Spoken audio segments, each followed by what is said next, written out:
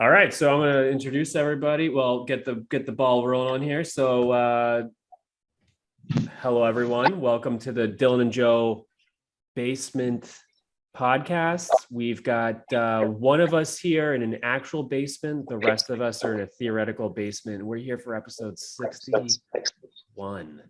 I'm one of your hosts, Dylan, and this is the yeah, man. And this is the other host, Woodbooger. And Woodbooger, do you want to introduce us to one of our newest, most fucking awesome guests here? You better to believe we're going on episode 61 here. We're bringing in our newest, hottest guest. We have Shawn Pepin. I also know as Croyce Mongrel. Shawn, give us a shout out. Sean, what's up, man? Yeah, I'm the resident Australian on set. Croyce. Yeah. Nice to have you here. Croyce, you familiar with the old Bobby over there down in Australia? Yeah, right. Yeah, well, you throw a couple of five, right, nice, people believe you. Yeah, there we go. Speaking of that, Croyce, it sounded like you had some sort. I know you guys are down in the basement, but it's in Rhode Island. Mm-hmm. It sounds like you kind of have a New York accent. Are you from that neck of the woods? I am. No, I don't even. No. You sort of said you said something like coffee earlier, only it was something else. Where does that come from? I thought my main thing was mumbling, but I didn't think I had an accent. No, you got a little bit of a thing. Like you got like a I don't recognize his accent. Thing. Maybe I'm around him. I heard something. Well, it'll come out again, I promise. But I've also, Joe, I know that one of the places you lived had a certain plumbing thing going on that I've seen in New York City and haven't seen somewhere else. So like the accent sort of trickles up. You got Boston trickling down. You got New York coming up. They can fight. So you might say some things. In Providence, it's the closer. It's just like in Boston. The closer you are to a city, the more of an insane accent you have. And in Rhode Island, the farther away you are from Providence, the less of an accent that you have. And he's from southern Rhode Island, kind of where it's like away from the city. So he didn't have that crazy like, oh, we're talking over here on the street there. We work with a guy who talks exactly like that, but he's from Providence. So he's from Kingstown, which is a little bit more of like normally people. It's like the Marlboro of Rhode Island, kind of, So still accents, but he didn't have it as bad. At least I can't notice it. Gotcha. A little bit. I mean, the only thing people have ever accused me of was being like super Italian or Jewish because of my nose, but no one ever said I had an accent. I just mumble a lot. So, well, there you go. Turns out you're Polish all along. Yeah, I know, right? Yeah. Ukrainian. There we go. Yeah, I'm Polish. Polish is where it's at. Yep. So anyway, thanks for the introduction. Welcome. Yeah, no, of course. Thanks for coming on, man. We appreciate your time with everything going on. So it's all good. So I before we get into today's main topic, me and Joe just wanted to quickly discuss the this could have something to do with what we're talking about, Joe, right? I mean, because I don't think so, but I'm happy to talk to you about it. Because the Moon-Eyed people, who we'll get into from Appalachian, we'll get into this in a second, guys, are European descent. Okay. And some people from European descent have the last name Wiener. Wiener, yeah. Wiener. A portion of people? Some of them, yeah. Like probably in the hundreds of thousands of people have the last name Wiener. Like, you mean like Andrew, the politician or whatever? Yeah, Wiener. Andrew one of them. His name's Andrew Wiener. You never heard of this guy, Dylan? It's hilarious. What's he doing? He got caught sending a dick pic to an underage girl. You're and his shitting last me. name's Wiener. That's fucking the funniest thing I've heard all day. Yeah, he was a representative from New York. Yeah. And his last name's fucking Wiener, and he was sending a dick pic. Oh my God, holding up the family name. He's still in office, by the way. So the American system's working great. Oh, really? Yeah, he got kicked out of office and reelected because people were like, "Oh, come on, you sent a couple dick pics to teenagers. What's the big deal?" It's like it's kind of a big deal. It's a little bit of a big deal, yeah. It's regardless of your last name being Wiener, it's a pretty big deal. Regardless of how funny the news story is, you shouldn't be reelected. Yeah, you would never forget. You could never be accused of being like, "Oh, I forgot it was that guy." Because like, there's only one Wiener. It's his name. Wiener. It's right there. Story. Oh, I wouldn't have voted for it. It was the same guy. I thought it was a different Wiener. Like, no, there's only one Wiener. Yeah, and he has some fucking balls too. I mean, like. We all have relatively no fucking offense to anybody, but like imagine growing up as the Wieners, like, oh hey, we're going to the Wiener's house for dinner. It's like it's just a little bit different than the colonists, kind of like Yeah, it's a funny last name. He must have been made fun of it for his whole life. Plus, he's Jewish. It's just a little bit funny, and it's all good. Like if we're probably gonna have a wiener on our podcast one day, and it's totally cool. No offense, but it's a little funny, you know. Well, that YouTube might block us for that, but I'm open. They might. Yeah. So anyway, so we learned today because I sent a message through I texted a number through Craigslist. You know, when you go to buy something on Craigslist, and it says you know, their number, it says please text. So I text them, said this whole thing. Then after that, my phone knows what number is associated with who. Like mine will say Dylan Reed. That was weird to me that your phone already saved a contact of a random ass Craigslist number. It didn't really save it, but when I pull up so the you text capitalized chain, it to make it funnier. No. It just you can't really see it, but you can.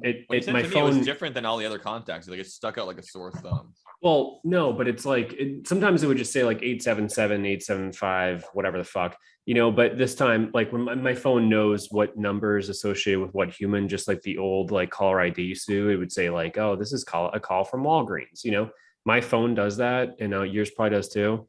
And it says Steven Wiener. Yeah, and it has like all capitalized. All capitalized Steven Wiener. Yeah. But it's Weiner,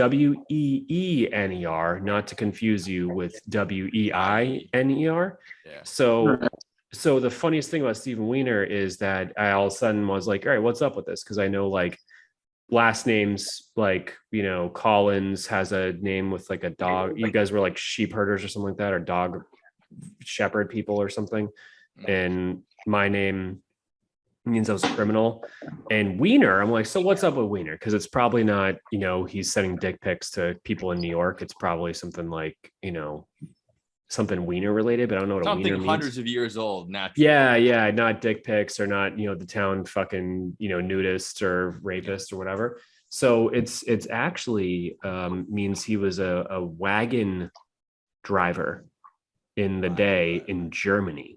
So for those of you who are laughing every time someone talks to you with the last name Wiener, it's actually because stop laughing. It's not funny. It's not funny.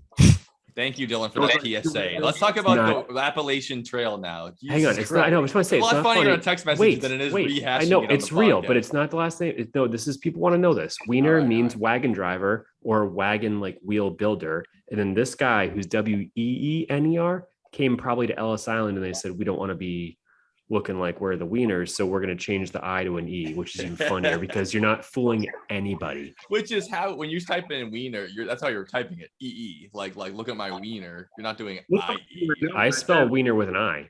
Like, yeah, we don't understand what you're saying. Just put us through, please. We want a better life in America. And they're like, yeah, whatever you say, Wiener. Yeah, we'll change it from Weiner to WE, and no one will know. No one will laugh either. No, their last name was Verstappen, and they're like, we heard Wiener. Move along. Making fun. Oh yeah, so that brings us right to our topic, which is Appalachia or haunted Appalachia, haunted Appalachian Trail, or Appalachian Trail, depending on where you're from. So Joe, since you fucking hate wieners, where are we going with this? Let's go. Well, I'm gonna cut all that out and start the podcast right here. Yeah, no, we're keeping it in.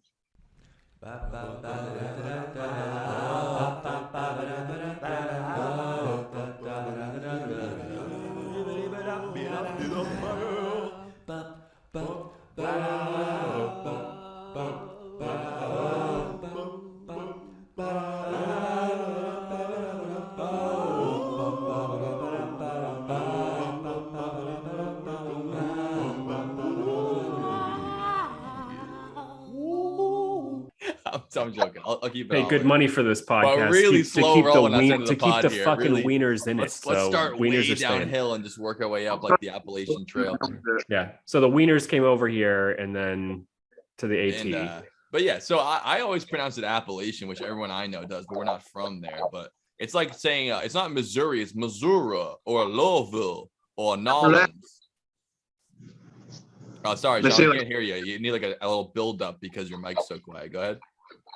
That's like Appalachia, they say, right? Like Appalachia. Exactly right. Yeah. Exactly. So they actually say Appalachia. So I'm gonna try to say that, but I might slip up a couple times. Yeah. And want to hear something fucking funny, Joe, that you're gonna fucking hate? Is that they say Appalachia for the same reason Wiener Sean Wiener, whatever, not your Sean, no, Stephen Wiener changed his name from Weiner to Wee is because Appalachia came from the Native Americans that called it something else, and they started to morph it over into sort of more something digestible for like, you know, white settlers, and it became Appalachian, but it was normally a version of Appalachia. So the real Southerners, the real people in West Virginia, the real people in like Virginia and all the other places with the southern parts of the Appalachian Trail, still call it Appalachia, which is the original version of it. It's a couple off from the original version. But that's closer to what it's supposed to be called in Appalachia.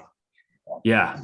Right, yeah, the Muskogee tribe of Native Americans named it something around Appalachia, but it was in their language, moved over to eventually Appalachian. So I won't try to say it that way. Anyways, Appalachia. Today we're talking about the Appalachia Mountains and all the mysterious hauntings going on there. Part of that trail, also called the Smoky Mountains or the Misty Blue Mountains. And not only is there tons of wild, crazy, unexplained mysteries and horrific moments that happen here, there's a history and there's a modern version of it. It's still going on here. We're going to dive into all that today. A couple of weird stories and weird little tidbits about what that's all about. And now we're going to get it one by one. And I can't hear myself talking now. Here we go. Dylan, do you want to get started or do you want me to start us off? Yeah, you get to start off. I've got some information to fill it in. So I'll put up the picture now, but the Appalachian Mountains, they range all the way from Alabama all the way up until Western Maine. It's still considered part of the trail there. That's a big swath of America. It's basically America's got the two mountain ranges that divide it. And there's no surprise why all the 13 original colonies of the United States were all east of this. If you look at the map, what I have up now, basically every single state is east of the Appalachian Mountains because mountains are hard as shit to cross. Just ask the Donner Party. This is good. Yeah, and that's why all the states are there. It took us a little while to get over that shit. And that's the same with the Appalachian Trail. It starts in near Atlanta, Georgia, and heads all the way up until northern Maine. And some people, I think it's like 2,200 miles from Ass Tea Kettle. Yeah, that's a lot of walking, especially people too, from like southern Alabama people all the way to like backwoods Maine people. Yeah, that's a big swath of different people. Yeah, but they have the same accent though. Don't forget that. Yeah, they all have something in common. Roll out. Backwoods Maine people and the southern Alabama people all sound like this. They talk about being off of 400 miles west of Bangor to they all do that situation. So yeah, I mean none of it's like near a city. It's all its own environment here. Yeah, it is. West Virginia so there's a little bit of shit going on to let you guys know what's going on and why we're here and why you should. We don't want to scare anybody who's listening to this podcast, but we do want to let you know that there's a little bit of a thing that we didn't quite come across. But if you've ever been anywhere on the AT, as we're going to call it from moving forward, because I don't speak two different accents at the moment. There's some shit. So if you can't sleep at night, or you've ever been camping and there's been something that's been the critters and then something else, well, you're not crazy. There's bump in the night. Things that go bump in the night, or things that look through the trees, or all of a sudden you get some warnings about, once the night comes, it's time to go in the tent. Well, you're not wrong. There's a lot of warnings and a lot of stories about some fucked up shit. So Sean, what were you saying? Oh, I said like Bigfoot. Jokingly. Bigfoot. No, but that's basically what we're talking about. Yeah. Everyone's worried about Bigfoot, and like there's real stuff out there. Yeah, there's real stuff out there. Yeah. Which I will get into for sure. Wait, wood booger is a real thing? Yeah. Oh, but probably in West Virginia, not in Maine. Oh yeah, West Virginia. You nailed it. It sounds like a West Virginia type of thing if I've ever heard one. Wood booger. Wood booger. The old wood. Whoa, holy cow! All right. That's why my connection's shitty. Sorry for all the clicks. So. Yep, wood booger. I had 45 at least Zoom calls open. So I don't know what the fuck happened. But all right, so that's where it is. And the people who live there, it's a wide range of people, obviously, but like as Dylan alluded to here, it's very similar culture throughout the whole trail. It's a similar environment, similar situation, and a lot of people are living almost if not totally off the grid up there in the mountains. Of course, there's plenty of people who live nearby just for the scenery, to be part of the Appalachian mountains. But a lot of people there, they live far away from what you consider modern culture, and they have their own way of living and their own traditions that they hold up here. Sometimes people call them hillbillies. Yeah, but there's a little more to the magic than just being a hillbilly. You know what I mean? We shall see. Yeah, we shall see. So we got a couple of rules. So if you are someone who has at least 2 to 3 generations of living in Appalachia, it sounds like it's common knowledge that you've got a couple of rules that were carried down from generation to generation. All right. And these come from people who hunt for a living, who fish for a living, who sort of go off grid. Living off the land. Living off the land. They might not. Obviously, they go to a city. They want to go have an old glass of, Whiskey. the Southern's finest whiskey, type of thing. They might do that. And what they tell you is number one rule is just don't go off the trail. Don't go in the woods. There's no reason to go in the woods. Yeah. Don't go at night. And when it's night, don't look in the trees. And if you're there, if you see something, you hear something, you didn't hear something and you didn't see something. I heard that on repeat. They go, if you saw something, you didn't see it. If you think you see so many times, you didn't see it. Don't whistle in the woods. Don't look in the trees. Ignorance is definitely a big part of living there in more ways than one. It sounds like it. When it's dusk to dawn, don't look in the trees. Keep the blinds closed. Don't look at them. Don't acknowledge them. If something's screaming, nothing was screaming. And ignore their pleas for help. Ignore the pleas for help. If you hear your name, time to get moving, but don't run, because if you run, it means that you're prey. So walk away, but look away. Be aware, but not too aware. And that's kind of what we're getting at here, is that there's more to the AT than what people think. And there's rules and there's things. And if you don't, it's not like all of a sudden you just get really, really scared. It means that if you don't abide by these rules and if you go off the trails, you might end up dead. Yeah. The boogers are going to get you. The boogers are going to get you. Which I'm not just making that up. That's what they call the things that go bump in the night. They say they're called boogers in West Virginia. The other things. Grandparents would tell you, hey, you don't go outside at night or you'll get caught by the boogers, which I'm sure they know those are things in your nose, right? They can't think that's the same thing. Well, and boogers aren't, honestly, boogers aren't that guess, scary. I'm not really that scared of boogers. Right, but they're not talking about the nose nuggets. They're talking about actual monsters or something. You think about if they're referencing like boogeyman stuff, That's what I'm thinking. It's off of boogeyman, but then in the Appalachian Trail they call them boogers. Just call them boogeymen then. Plural version, like boogeymen, like boogers. Boogers. I don't know. Yeah, they really like that ERS end of words there, I think. Yeah, it really stigmatizes the whole language. Yeah. Throw a little is on there. Yeah, it does. So foreigners, boogers.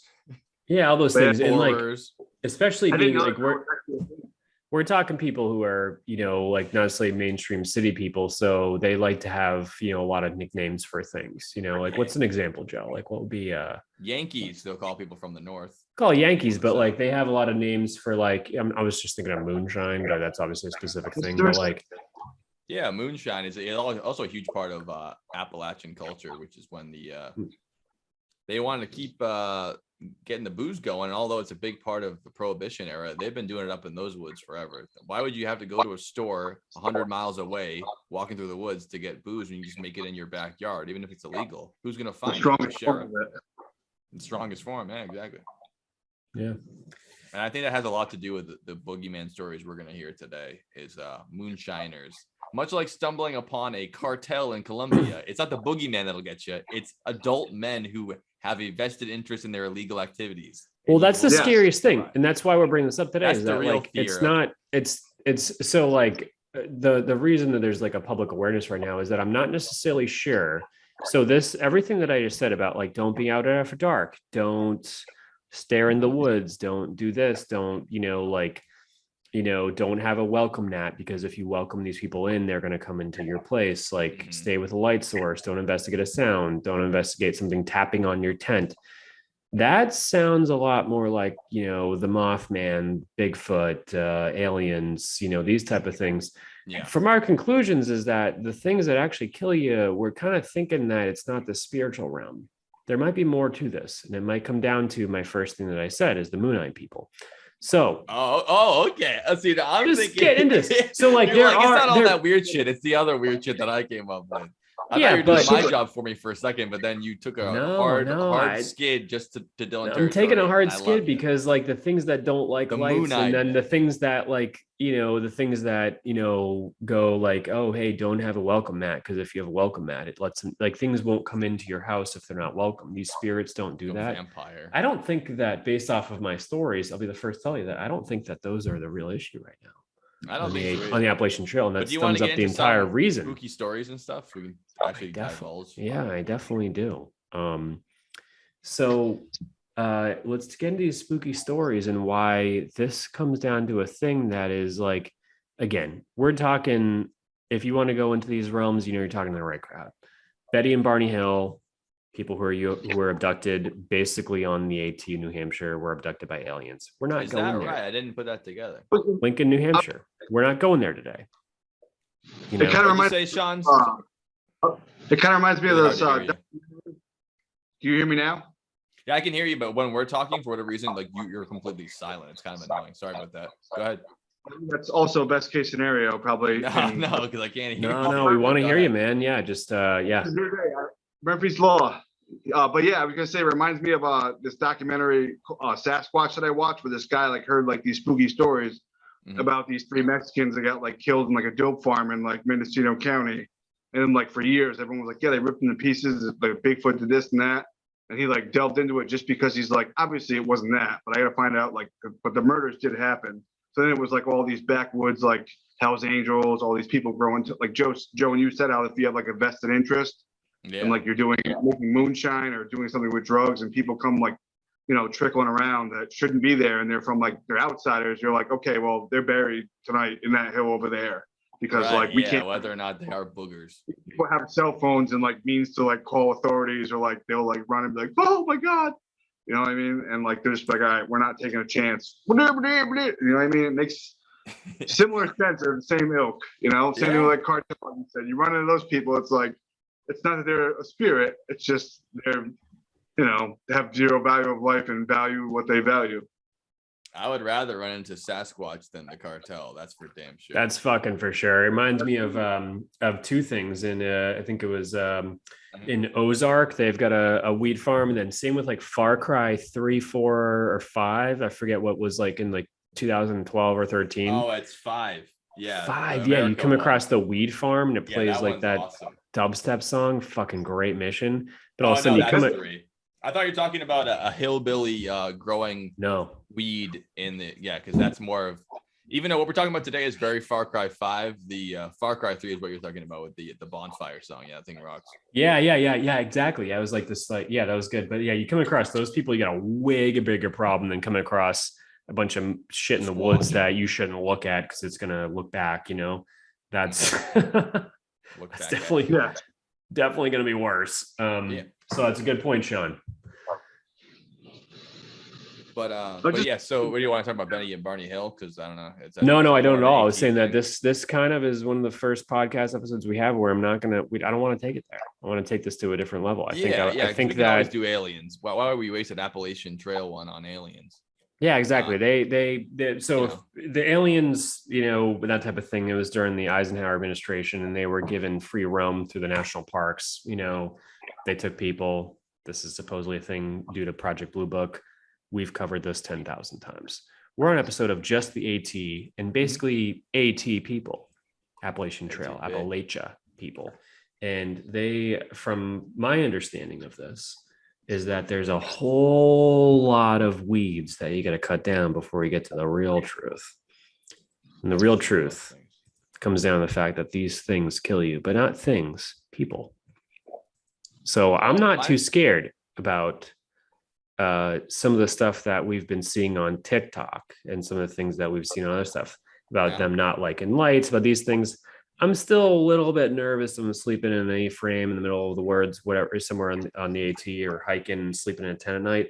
Like I'm not, I don't know. I will think about this stuff, but overall, I think that there's something there that is a mixture of what Shawn was saying with the weed people, like essentially the cartel, except they're not the cartel. They're Moonshiners. they're a mixture of the cartel, a mixture of the moonshiners, and a mixture of people who have been here since before the Native Americans, but are Europeans. That's really old. We have to get into that, but I think we should get into that once we talk about the fake stuff that isn't real. Let's do it. Let's Where it go. might be real. You know, this dude Could be. JBP, Dylan could believe in it, but obviously I don't think it's real, but we'll find out right now. So I would lead off with my first cryptid story because there's a couple of cool cryptids that come from the AT, as we're saying here. And this one is a first-hand account of a guy who went hunting there with one of his buddies. This is from back in the early 2000s. He went out there the first time. They stayed in a cabin in the woods, and they would hunt from the cabin. I think it was his grandfather's cabin. He was visiting. And the first time he went there in the cabin, he woke up to the strange, foreboding feeling of dread, which seems to be like a part of all these stories. Even if you don't know what's happening, you just feel this awful notion that something terrible is going to happen. Yeah, ominous, which I've never really felt that before. I can imagine what it's like, but I don't think I really know what it's like truly. They say that people, when they're about to, when they have like a stroke or something, or they have this feeling of impending doom, or when they have an aneurysm, they have this feeling right before it. I don't really know what that's like, because usually my feeling of dread is after something terrible's happened, not before. I have. Have you had that feeling of impending doom, Shawn? Yes, but I've been on like a lot of drugs every time. So it's like correlation, common denominator. You know what I mean? Where Well, I'm like, did it lead up to something terrible happening? yes. Do you care to extrapolate? Tell us on what's that? up. Yeah. Well, I mean, I remember when I got my car accident, when I was driving a RAV4 and Yeah. I flipped it. It was like a Prius after that one. I remember like before. Well, I actually, was, the folks in the podcast don't know the story. I do, but if you don't mind telling it, would you Tell us what's it up. for Yeah, fun? yeah. Just go No into one, detail. not tell- everyone's been in an insane car accident like that. If you don't Yeah, mind just telling. loosely tell us everything, man. You don't have Like, to tell the whatever you want. details that, Whatever that you make want to look tell. bad. like, Just tell the here's details that make it thought, sound yeah. a cool story. Yeah. okay, you know the details. It was after my Man, act like I don't know it. Yeah, I don't know it. Dylan doesn't Yeah. know, and no one else knows either. Yeah, I was just saying for you, you know what's coming. Yes, So, I do. Go ahead. Yeah. I was hanging out with this girl. I had like one night off of my taking care of my daughter. Like we're having her one night. I was like, oh, I'll go out tonight since I haven't had a chance to go out in a while. And I Sure. met up with this girl, just hooked up with her, whatever. Got a hand job. First time I ever Nice. busted Yeah. a there you hand go. job. Oh wow, yeah, it's Yeah. a momentous And I occasion. went home, Well, that was the like, first time you ever busted from a hand job after you already had a daughter. That's got to be one of the first times I've ever heard that. Hey man, I'm a workhorse. I like putting in the work, you know. Where was the hand? Where was the hand job? Did we watch a movie? He's a Were you in the workhorse. car? Were you in like Her apartment. in her apartment? Yeah.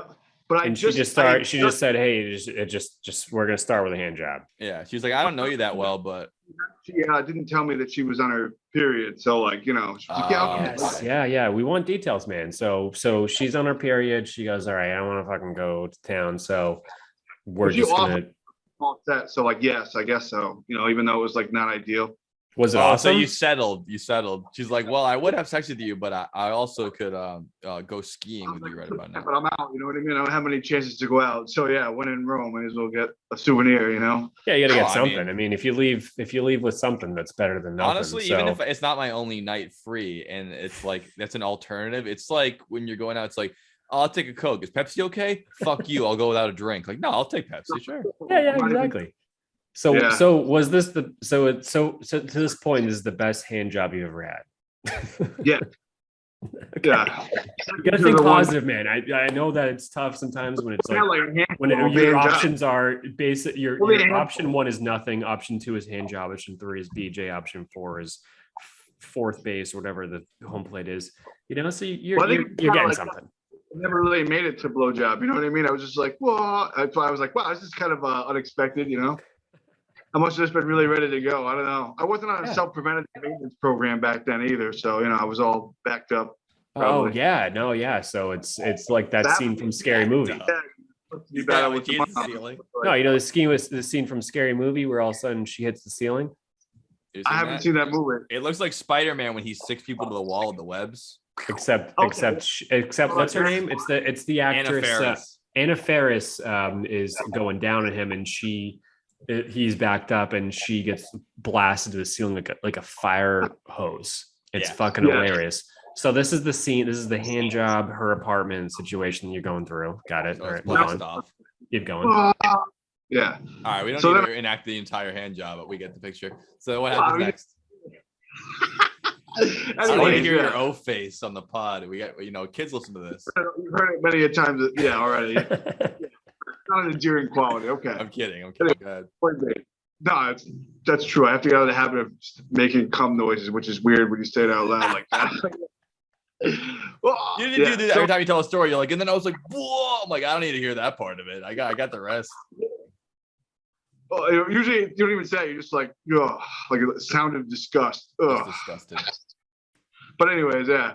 So driving home, I was like super tired, but I was like, I had just that night, like I had picked up all the rest of my stuff from so-and-so's mom's apartment in case you can hear me through the stairs. Yep. And I had my TV in the back, a bunch of clothes, everything, dude. Like my RAV4 was full. I was just like, I don't have time to unpack it. I have to like Just want to to go get to a the hand store. job. What? Just to get a hand job. Basically, you're making the most of your one day without having to watch your daughter, which is you had a lot going on. And part of that process of moving was getting a quick handy on the way there. Okay. There was a runner in scoring position at least, you know. I didn't really hit home plate still. That's Anyways. fine. You got off the bat. Yep. Yeah, exactly. It was a single. Hard single. So Line drive. a frozen rope and a capper. This is wow. There's a lot of baseball analogies for a sec. So Off topic. All right. So, anyways, I left and I had all my stuff. This just because like it was just insanity. Every single light that I drove before the highway went out was out, and then when I got on the highway, I was under like it had like a bright light over by like 295, and like the light exploded, and I was like, was there right. like a lightning strike or something? What the hell happened? No, it was just like all these lights. And the day before, when I What do you remember mean the day all the before, lights and one exploded? Something happened. one of those like lamps over the highway, Yeah. like street. Yeah, like one of them, like it went out and then it just exploded and like sparks went everywhere, like over my car. You and I might was have been like, oh. cursed. Yes. Yeah, So the or day you before- just shouldn't go a couple. I don't know how long you went without, Oh, dude, don't even bring this shit without up getting a because hand job or He actually is or, superstitious or, about or, that or shit. blowing out the whole He is fucking superstitious cleaning about off the that shit. tubes. I don't know how long you went, but maybe you shouldn't go that long, or else you're gonna start blowing out Oh, fucking that's street the lights. okay. Dude. I got you. Yeah. No, I'm just saying is that maybe you should be, like all of a sudden it's like all of a sudden the deed was done and now the street lights are going out. Yeah, that's a good Yeah. take, Sean. Maybe it's not that you did it too much; it's that you didn't do it enough. Is the problem. Yeah, that's what I'm Backed saying. up. I did get to that point. Remember, I told you about the self-preventative maintenance program a couple times a week. Better dad, better person. just- Yeah. Yeah. I don't know how you were on that program. I feel like I don't that's know. the default. Yeah, you don't want that. You don't want to accidentally sneeze and fucking jizz your pants. Like yeah, no one's especially trying if to you're do in a that. public setting. Yeah, not we. good. Other things happen when I sneeze, right, Joe? Like I Yeah, throw up usually when he sneezes, What happens? fire You alarms go off and shit. Oh, because you No, well- shit because you fart. No, because it sounds like he's like a Spartan war cry. He's like Oh wow.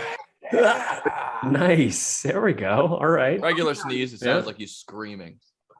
But there's also times when I've eaten so much food after I've like smoked that I've sneezed and threw up everywhere because it just sounds so full. Jesus Christ, man. Yeah. All right. was So no actually on wonder the, the fucking streetlights were out. This all makes sense now. Yeah, that was on our trap door I did with him. He told a story about when he sneezed and threw up Yeah. because he ate too much. That's a great Yeah, one. Joe was like, when was that? Were you like 14, 15? I was like, this This January. year.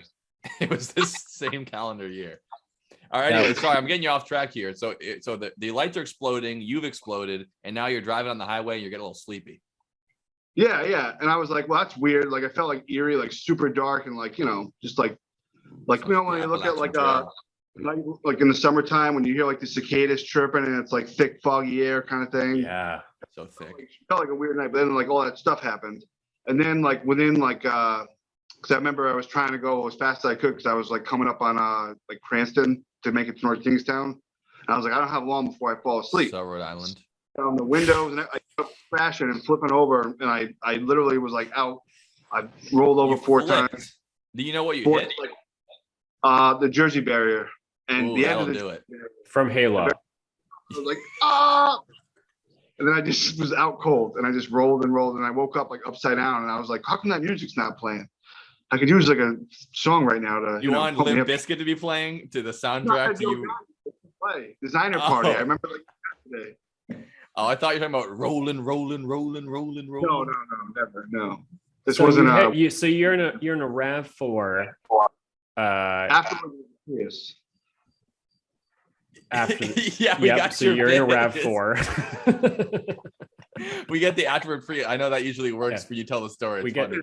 Wait, But, but like you flipping had a a truck Prius is- and then is now you have a crazy. RAV4.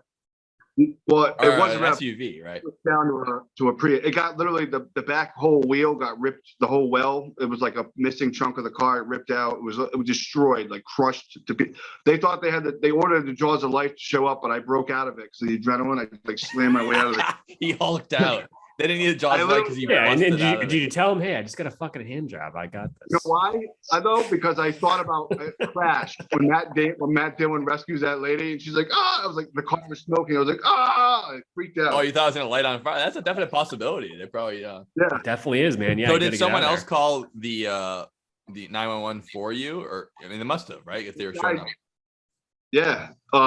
But should say this guy called 911 who pulled over, and I was like, he's like, oh my God, is the other guy, is anyone dead? And I was like, it was just me. He's like, shut the fuck up. Is anyone else in there? Because he was like on his way to work at like 4 a.m, you know? Oh, and wow. I was, what a drive to work. That you're having complete opposite nights here. yeah. Yeah, I'm going, yeah, exactly. Yeah. And then the You just crazy came thing, from a job and he's going to a job. That's I right. got a Yeah. job. Yeah, exactly. Yeah. Hopefully he gets his job done too, you know? I think he But- did. Yeah. Well, anyways, ironically, I asked him to borrow a cell phone. He's like, yeah, sure. And I used the flashlight to try to look for my weed. He's like, give me my phone. Like, dude, That's hilarious. You're using it as a flashlight to find your weed. He thinks you're gonna call like your mom or something. He's like, yeah, no, I need to find my way. I mean, I know the cops are on the way, obviously. yeah, and I was like, maybe I can find it and smoke before they get here because this is pretty traumatic. Yeah, that probably will help. I like the idea of the cops showing up and you're sitting on the curb and you just flick out a joint and you're like, are you okay? Like, yeah. Yeah. Like, you really want to get me for this right now? I'm actively Officer, in the I process. I wasn't high when I was driving. I'm high now because it was a traumatic event. You understand? Yeah. So yeah, anyway, so that was my plan. I also was severely, that was the thing. I put all the windows down, the sunroof down to try to stay awake. And I just put my seatbelt on. I fell asleep and I like started to run over the bumps on the side, and I woke up and then put my seatbelt on and then fell asleep in like 30 safety seconds. first. That's good that you put it on right before. It's good. I mean, yeah, no, it's real good. Actually. Those bumps Yeah. usually stop people from crashing while sleeping, but luckily for you, it made you put your seatbelt on before smashing into the Jersey barrier. And they were like, all I got was a concussion and poison ivy all over my body from rolling in the woods and all the dirt going in the sunroof and the window. That was this much dirt in my car. That Everywhere. is insane. That should be a fucking Toyota commercial, really. That's Yeah, it all really that happened should. to you. You Yeah. flipped the This fucking one- thing. Zoom, zoom, zoom, zoom. Zooms, yeah, it's more Mazda, yeah, for sure. Yeah. Exactly. So God there- damn. this And also, thing I was- remember this part of the story. He had a work laptop in the car, and it didn't look so great by the end of the crash, so he had to explain that one. Well, no, the best part was they were like, what happened to it? And of all the things, I was like, dude, it's destroyed. And I was like, it's absolutely done. They're like, okay, just bring it in and we'll mark it as destroyed. Like, check it out and give you a new one. And they gave me a new one. And they're like, do you have the other one? And I went to my car to get it in the parking lot. And I pulled it out and it really wasn't bad at all. It was just the CD-ROM was It cracked. still So I was worked. like, playing in the Word. parking lot, jumping on it as hard as I could. So he I brought it destroyed in- it himself. This But- story is insane. Only the car was screwed up. The laptop, you were fine. Your weed was fine. There's one more caveat. And Caveat. Yeah. So basically, I had a 2015 RAV4 that I just bought that year. My dad bought a RAV4 from the same dealership the year before that year's model. And so a Tarbox Toyota over Kingstown. And when I crashed the car, they Please took don't me to- advertise other things on the podcast. crashed. No, that's where we both got the. No, I don't need it. I don't need any buzz marketing. If anyone needs a RAV4, go to Toybot. Carbox Toyota. Carbox. Listen, TAR. Scumbag. Anyway, it's the same dealership, right? Yeah. So when they took me to the hospital, I got a summons saying my car wasn't insured, and they tried to Oh, say that's that a bad time to know that. because they said that no, it was insured, but the dealership, when they do the registration for you, they swap accidentally. They mixed up my dad's VIN number and my VIN number for the RAV4. So it said basically that I crashed my dad's car. Oh, nice. Like, Good no, move, that's dude. good. That's fucking a goddamn blessing. It was like 30 grand. They're like, it's not your car. We're not covering any of it. So I had to like go to court for like 6 months or 3 months, prove actually, it. a little over 2 months. And the last thing I rolled over on the last flip was one of those little radio sunlit like dial panel towers that cost like $45,000 that I had to also pay for as insurance. And I ended up Sick. paying like $500 a month insurance just because of that one accident. God. Wait, did you fucking pay that off? You paid $45,000? No. No, my insurance went through the roof because of it. Yeah. Oh my So god! even though what a he hashed fucking out. nightmare. the Yeah. story, They still have to pay the did the insurance 'cause you bullshit. still didn't Yeah. fucking Yeah. crash. Car was brand new, and like that was like 45 grand, and they're like city property of Cranston you destroyed, plus like $30,000 worth of the new car or whatever. God And damn. so it was like a bad luck thing all the way through. And Yeah. I was like, man, that one hand job cost me like 10 gray hairs. Well, I was gonna That's say, do gotta you be think the if you most didn't get a expensive hand hand job job, in you'd still have a RAV4? Yeah.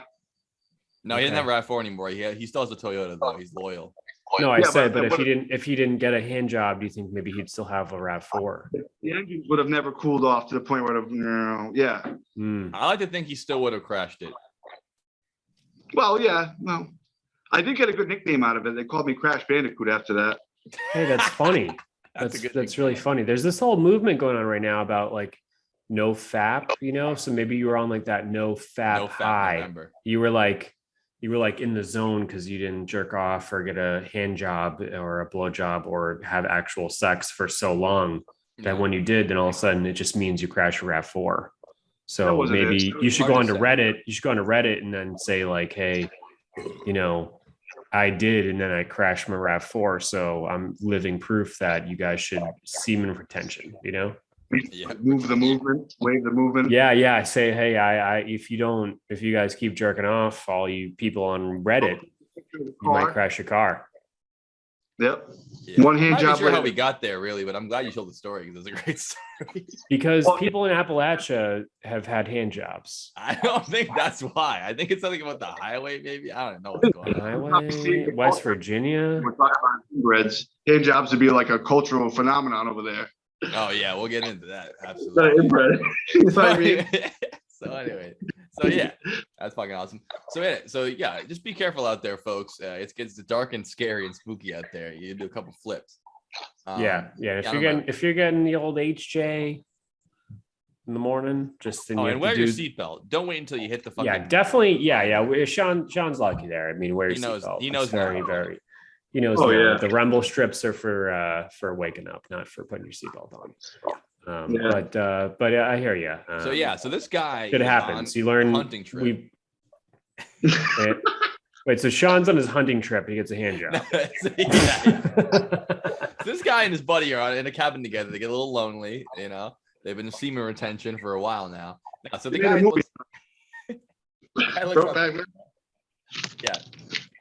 Tug Job Mountain. It's the Smoky Mountains. And I honestly have no idea how we got there, but that's all good. So anyway, so the guy looks out the window and he during the first hunting trip and he sees and he hears a noise and he looks in the window. And this is a common occurrence in all the stories that I've heard, almost every story, which almost makes you think that people just kind of take that and they run with it every time. Red eyes, Yes. red glowing eyes in the window. And he sees those red eyes and he looks at it. It looks almost like a dog in the window.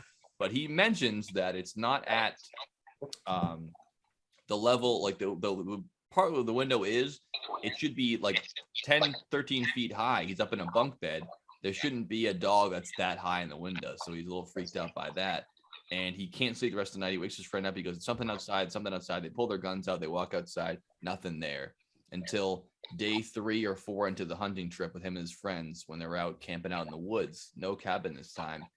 And they hear a noise in the woods rumbling through. They think it's a bear.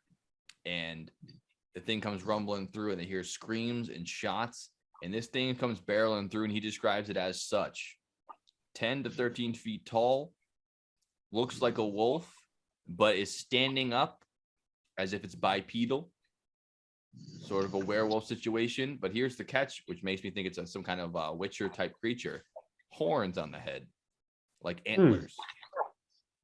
And it comes running at them. They shoot it multiple times with the gun.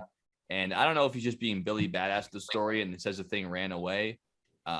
But they were terrified, and he said he's never been back to the Appalachian Trail ever since coming into contact with this unknown beast that was apparently stalking them.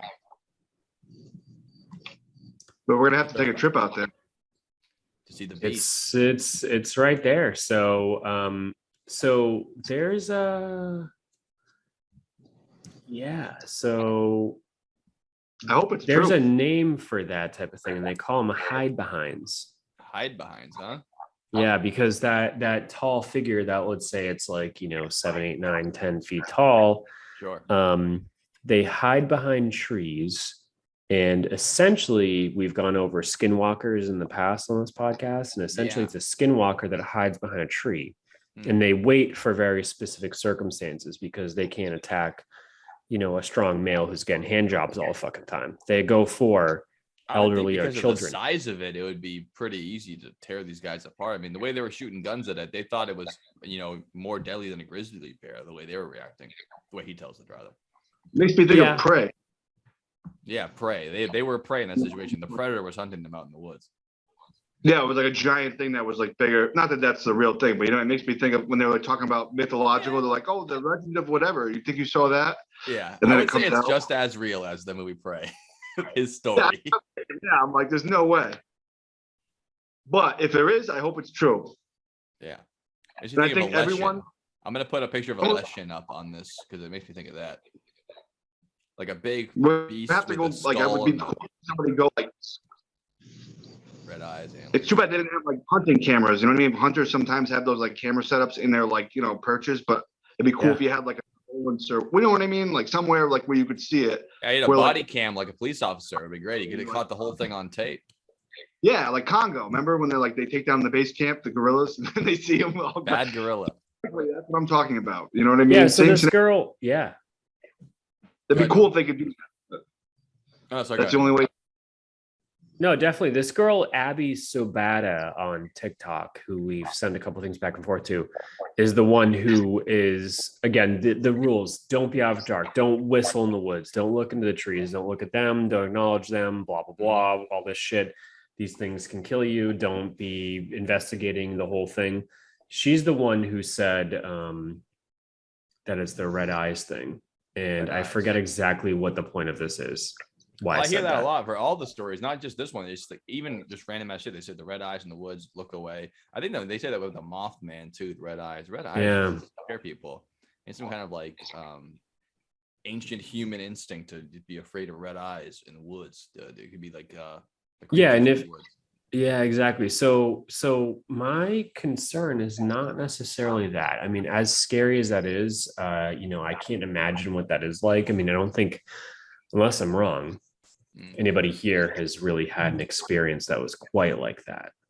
Not me. Luckily, I would have thought it was a bear killing us, and I would never stop pissing myself. But as someone who has come across bears in the woods, even recently, and deers and everything else, especially at night, if you do reduce the panic a little bit and try to analyze the situation, you figure out it's probably a deer. It's probably bears are usually coming after your food.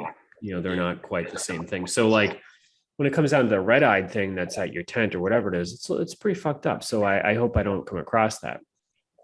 Nor do I. And the Mothman, similar thing, red eyes flying around, that type of stuff, which comes down to like I said, the Mothman or like the Skinwalker. The ones that I'm seeing on the Appalachia, seem like the Skinwalker type of thing, where they're tall, slender, fucked type of things.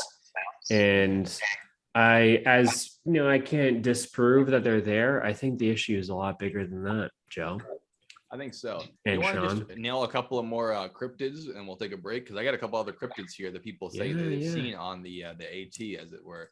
Yeah, let's And they're do pretty it. funny. The next one we have is sheep squatch, also known as the white thing. Sean, can you guess what the sheep squatch might be like, just by the name alone? Like the abominable snowman kind of thing, but not in this. Yes, exactly. Yeah. It's basically a big woolly beast with horns and sheep's wool all over its body. Not dissimilar to the horns found in a young goat, it says.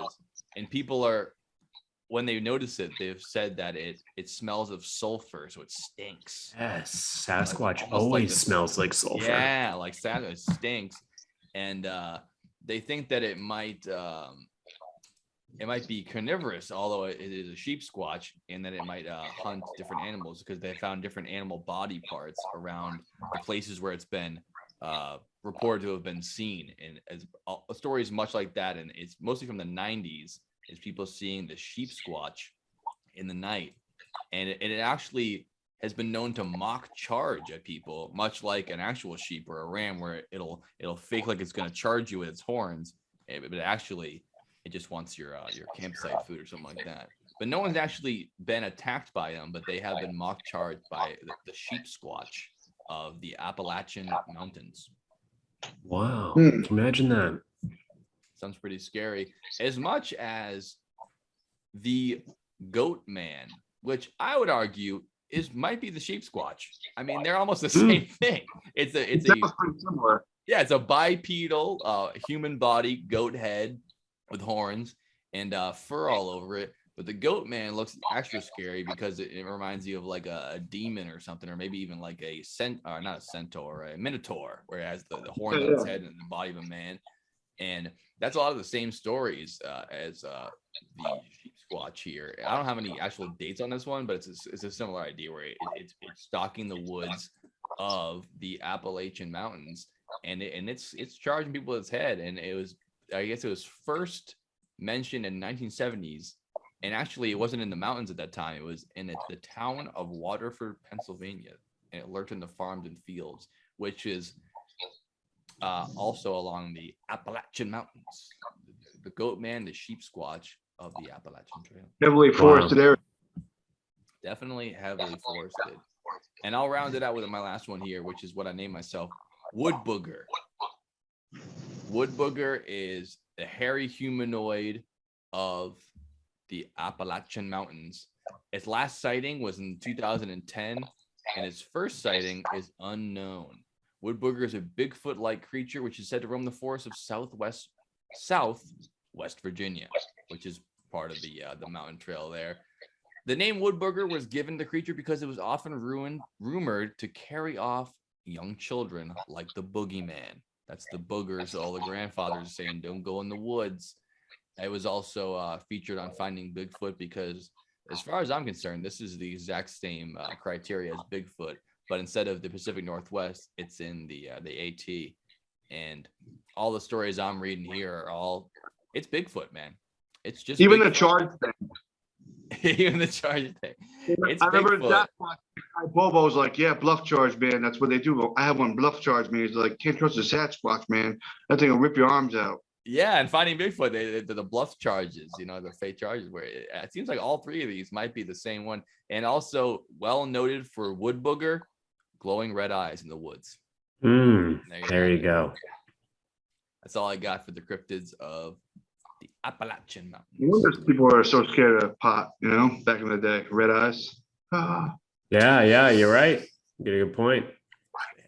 Red eyes seems to be the common denominator.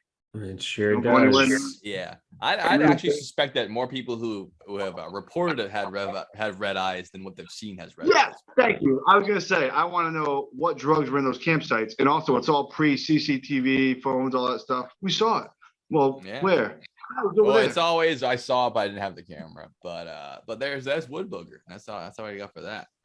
Okay, so I got a different thing, but I suggest everyone let's take a quick bathroom break first, and we'll be back to you guys with a non-cryptid sort of hypotheses or suspicion on what this could be. So let's I want to hear go. about the Moon-eyed people. I can't wait. Let's go talk about the Moon-eyed people. Well, let's go take a quick piss or shit or both, whatever you want to do before we do that.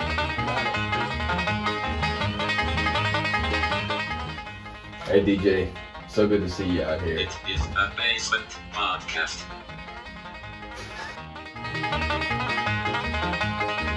I know. I mean, I don't have to put it on if you don't want to, but I mean, this I don't, dude. At this Like, point, what the fuck do I care?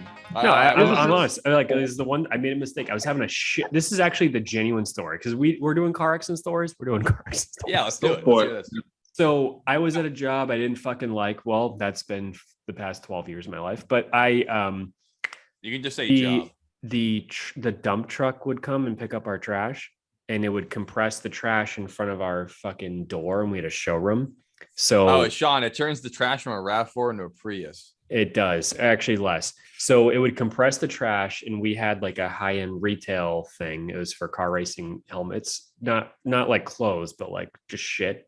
And so we had to, so it would compress the trash, and all the juice would squeeze out of the bottom of the trash truck and Disgusting. make, like, you know, when you're making a cocktail with lemons and squeezes out just trash Yeah. juice. The twist. So they sent me to Stop and Shop to go buy bleach.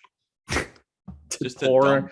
Just to dump on the fucking trash juice, which is full of tampons, fish, old meat, Ugh. fucking everything, you know? And so I was like, cool, I fucking hate it here. I cannot wait to go to Stop and Shop and I'm already having a horrible day. I'm already having a horrible fucking year. I'm gonna go buy fucking bleach to pour in trash juice.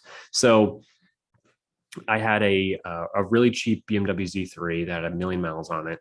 It was really fun, but people think, oh, he's fucking has $1 million. Like, no, this thing was like $2,500. It's a piece of shit. It looks cool though. So I drove that to Stop and Shop, got some bleach. My friend who was at work at the time texted me something funny. So I picked up my phone I turned a corner and I For the picked up record, my it phone. was funny. Justified. It was, dude, yeah, it was funny. So it's fine. So I'm turning the corner off of Route 1 in Danvers onto this main street that North Shore Community College is on. And looked at my phone, my center console, and then kind of saw something corner of my eye, whatever was going on, and hit the brakes going 45 miles an hour for a millisecond, and then rear-ended a black Altima going 43 miles an hour.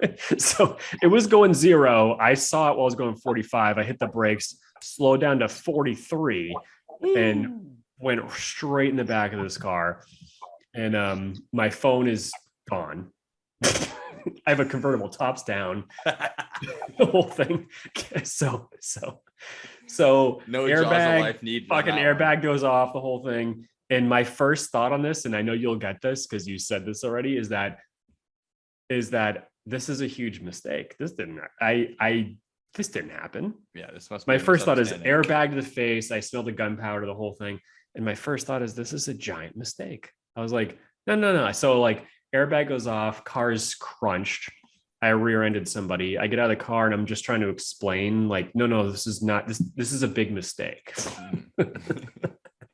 Like, this didn't happen. Dude, imagine Huge- if you flipped like Shawn did, you would Oh my have no head God. anymore. I know. Yeah, but my first thought was like it was like I was playing Forza or Gran Turismo and I could Yeah, you hit hold the Y and Y button reverse it. and you reverse Yeah, it. exactly. Yeah. I was kind of, my thought was that I was like, no, this is a big mistake. Like, this didn't actually happen. I'm confused. I got slammed in the fucking face, the airbag. I was going 40 miles an hour, hit somebody, and then the kid comes out. He was fine. I was like, oh, thank God. I'm fucking crying, the whole thing. But it was like, Brutal. yeah, it happened. That car was totaled. And then I'm also terrified that the cops are gonna like find my phone or something because I'm all disoriented, like way out of it. So I'm looking for my phone. I'm trying to They find see the it in timestamp. woods. They're like, "Were you reading a funny thing?" Yeah. Someone sent you this fucking meme that looks pretty funny. Were you reading that at the Yeah, exact this is time a you crashed the meme, car? yeah. Because it was like there and it hit my windshield and it was somewhere in the back or something. But it was smashed. My phone was smashed, the whole thing. But it happened. I did this one time. This is a true story. So just to go I buy thought you were- trash juice. Where's that? I thought you were gonna say you hit a black guy or something. You're like, I hit a black Altima. Oh, just Oh back- yeah. That would But have it been No, was- Shawn, he was going to be a cop. so you can kind of Yeah. So I talked to the kid and I was like, hey, yeah, sorry, man. What do you like? What are you at North Shore Community College for? And he's like, I'm here for law enforcement. I really want to be a cop. I'm like, well, this is a good start. some practice. Get to speak This to an is actual law probably enforcement. instead of like being tactical commando guy who's just shooting people, more you're just just dealing this with this shit. You're dealing with someone going to work who fucking hates going there, Yep. who accidentally crashed a car because he found something more enjoyable than anything in the day. It's His the name was only Joe. good thing about getting in a car accident or breaking down before work is you don't have to go to work. It's Yeah, the I don't. one good Yep. thing. Yeah, then I took short-term disability for like 2 weeks too, which was nice. But Nice. Well, I hope he Our did old too, because boss- you're the one who hit him. he said he was totally fine. I was worried because I was like, oh shit, his back or neck is fucked up and he's gonna sue me or whatever the fuck. But he was Yeah, like, no, someone I'm we good, work man. I'm with- like, all right, cool. Pays to be 18 again. Someone we worked with, their car got crunched and they took the entire summer off. I would, dude. Are you kidding me? I'm 30 years old. If I got rear-ended, I'd be out of work for like 6 months. Yeah. Dude, when I Yeah, got don't in my get paid. accident, they were like, you can take tomorrow off. And I was like, And What? he did a flip and they had to get the jaws of life and like you get tomorrow. Yeah, you should have gone full Vita on it and been like, yeah, I need the whole summer off. Yeah. I mean, my neck kind of Like- hurts. Billy had 3 days off for a tooth getting pulled. I had 1 day off for that. For a nearly fatal car I crash. was like, I almost died. So yeah, Dude, seriously, you fucking flipped a car. It's fucking wild, dude. You Yeah, it's also, all about dude, how just you for the deal with it. record, man, I've been waiting for it. You say off. Oh, awful. woof. Yeah, because you're from Southern Rhode Island. See, I don't even notice You're it. closer to anymore. New York. I'm telling you right notice now. that. Because he's so So it's like a serious. wolf, you know? Off. Yeah. Wolf. Yeah, man. Knocked them off. You know, you've got that like Rocky off. Balboa sort of. That's Philadelphia, but you got a combo of the New York or South. You know, Yeah, you I definitely mean, don't Rocky have a Balboa is Boston. Philadelphia. You definitely but, don't have a Boston thing going on. I But, promise. You've Sylvester got more of Stallone a is New New York York thing. Italian, right? He must. Yeah. I mean, Sylvester Stallone's not from Philadelphia. Is With a he? name Yeah. like Croix Mongrel. Christ. Lost. What are you saying, Well, Sean? that all spurned from, I'll say that all spurned the Australian accent. I just started throwing the old boys at it. And then this one Australian guy thought I was Australian and invited me to a Patriots game in the box seats or whatever. So all I said was, right. He's like, oh, you're from Australia. Well, come to me, mate. I was like, oh, dude, I'm not really Australian. I didn't keep this up for a whole 24 hours. It's like I How only long know like two Did words. did you actually try to keep But- this up for a while? Well, for like 5 okay. minutes. I thought you And were I was like, I really only do. off for like a whole Patriots game, and I was like, dude, kudos. Yeah, man. so I was like, wow, man, that's a whole excursion. I don't know if I can keep it up. But yeah, no, we were talking about Sylvester Stallone the other day, remember? I was just sorry she wasn't a better boxer, Mr. Stallone. Dude, my Well, favorite I always Sylvester love Stallone the- story is a Hollywood behind the scenes story. Have you guys ever heard this one? No, tell us. We're here. So obviously in Hollywood, as it were, they have a lot of technicalities and there's a lot of breaks in filming. And during the breaks of one of the things he was filming, he still had the microphone on his body as part of it. So it's one of those classic lavalier mic incidents that you might hear about. Sorry, I just gotta fix my screen here. I unplugged something and plugged it directly back in like a genius. So he's behind the scenes, and I'm thinking when I hear the story, I go, well, obviously it's gonna be he was like taking a shit or something funny like that. But it's better. He gets backstage and his mic is still hot, and people are still hearing him talk. And he's chatting up someone in this green room, and he's going, and the entire staff of the film at the time. And this is back in the day where you don't tweet about it, so you hear stories in inner circles. You can't just tell the whole world. And he goes, "Cradle the bulls and work the shaft." A girl was giving him the blowy in the fucking the old van there. Yeah, but he's saying that like that's so like cradle of balls and work the shaft. Those That's exact fucking words. I'll never great. forget. Cradle the bulls and work the shift. Yeah, Oh, there you that's go. great. Yeah, no, I That's know he sly. gets it, man. Yeah, no, I Getting get some that. on the sly. That feels good. Cradle likes the that. balls. Cradle of balls and work the shaft. He had to remind her how to do Well, it. dude, honestly, if you're still also Sylvester Stallone and you can't identify a chick who can give a good fucking blowjob or hand job or Yeah, no, both, I don't think that was- it's your fault. You should not have to tell her what to do. No, I understand. You should be able that. to. You could be sitting. You say you're fucking Bono, you should be able to look at a crowd of 2 million people and say you could pick out 45 chicks who know what the fuck they're doing. Yeah, you don't have to tell them what No, to you do. have a guy who does that for you, and then you do the selection after that. You go, I'll pick. Yeah, you don't need to be like, hey, you curdle bowls and worth the chefs. Like I think they fucking know at this point, buddy. If they've got to Well, this point. I think part of the story wasn't that he was in the front of a stadium of 2 million people. It was he was like, hey, whatever. I'm on the highway, Route 66. I need something to eat. It's at McDonald's. He wouldn't go to McDonald's for lunch, but I get the McDonald's analogy you got going on he's here. taking a break at work. No, he's like, I guess I'm gonna get a blowjob. If they're even exposed to him in any way, shape, or form, whether they're fucking prostitutes or there's some I don't think who's I think this girl was probably his, like a tour. production assistant, and she was just there to like hand him a script, and he's like, oh, by the way, she can't figure that out by this point. This is like fucking early level shit. I mean, I don't know. I'm just saying. He might be getting like the sloppy scraps because he's like 68 years old too. You know what I mean? Oh no, this story is from Heyday Stallone. This is like probably during Cliffhanger or Judge Dredd era Stallone. I'm gonna say we're talking late 20s, early 30s here. What'd you say, Sean? That's a power play arrogance move. I feel like then to be like cradle the ball, like to say, yeah. guy. I mean, what is that? Dylan could be right, but I think it's more like she was doing a fine job, but he was like making sure. He's like, yeah, I like it a certain way. Yeah. And like I'm in charge here. You know when people are grating cheese at the restaurant, you're like a little more. It's like I'm doing it already, sir. Okay, you just want to say that to make me think that you're like in charge of the situation. Like I'm already working the shaft. All right, they're big guy. It also sounds like potential like boxing advice, like cradle the shaft and grip the balls. Like when you go out there, like in between rounds, like all right, they hit the body, go for the head. Yeah, exactly. Yeah, it's like cut me. When you get out there, Brock, you cradle. Yeah, no, it's like there was a not Tim and Eric. Who's the black guy and the other black guy? Key and Peele. Yeah. So they're like they're playing John Madden, but they're like, all right, yeah. Either the point of the game is to get the ball. Yeah. From here to the other side. I think whoever scores the most touchdowns by the end of the game, that's the team that's going to win the game. That's the one that's going to win the game. That's Frank Caliendo's bit, though. You're thinking of, and you're mixing up with the you're right. Yeah, no, college football thing. Yeah, exactly. That's exactly. It's the whole fucking point here is that it's like, oh yeah, no, just put your mouth on that. You go as far as you can. Like, eventually we'll get to a point where everyone's feeling good and everyone's. It's like, and the next thing you know, I'll raise my hand, and then you'll get ready for the full impact. Exactly what we're talking about here. God, that's funny. That's when you'll smell the gunpowder and you'll lose your phone. Yeah. It's good. All right, let's get back into the old fucking welcome back to the Appalachian Trail. Welcome back. Appalachian Trail. All right, so let's get into it here. So fucking Shawn and Joe, we're back.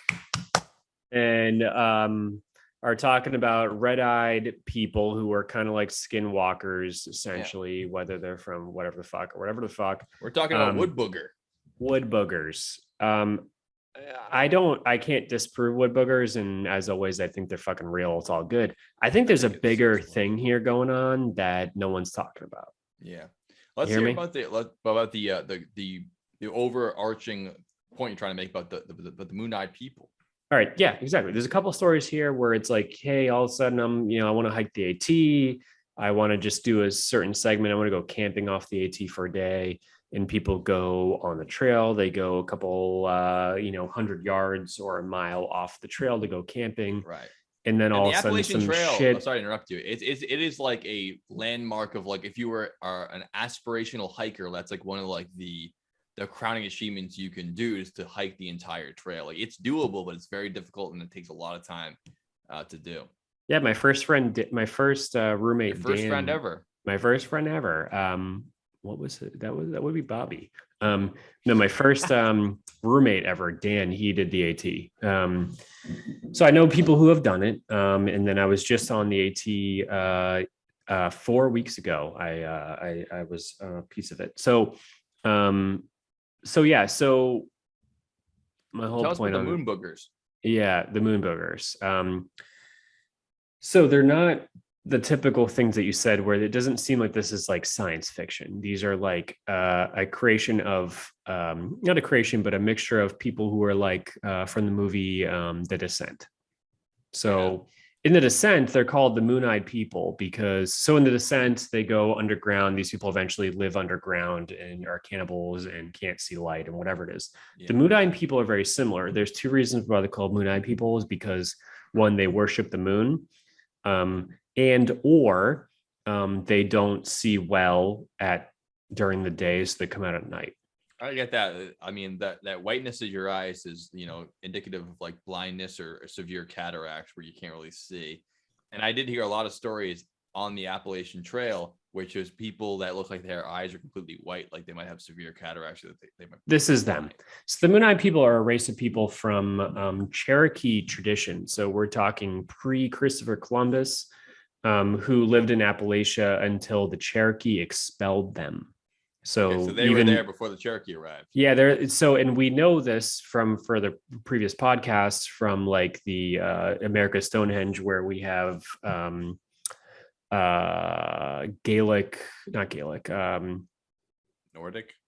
Yeah, like Nordic type of people who built America Stonehenge, based off of clearly we can tell that these were not Native Americans. They were essentially white people who came here 1,000, 2,000, 3,000, 4,000, 5,000, 10,000 I mean, come on, they BC. built something, It did, yeah, but they can carbon date building. they can carbon date this bullshit. They can see like it's the same thing they see in Europe here. It's clear it was done in like 200 BC or whatever it is. Yeah. And these people are mentioned in a book by Benjamin Smith Barton, who explained the Moon-Eyed People because they saw it probably during the day.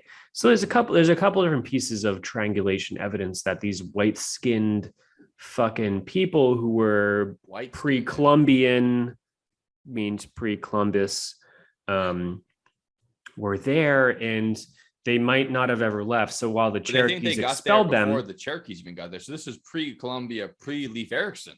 Yeah. Oh, yeah, dude, for sure.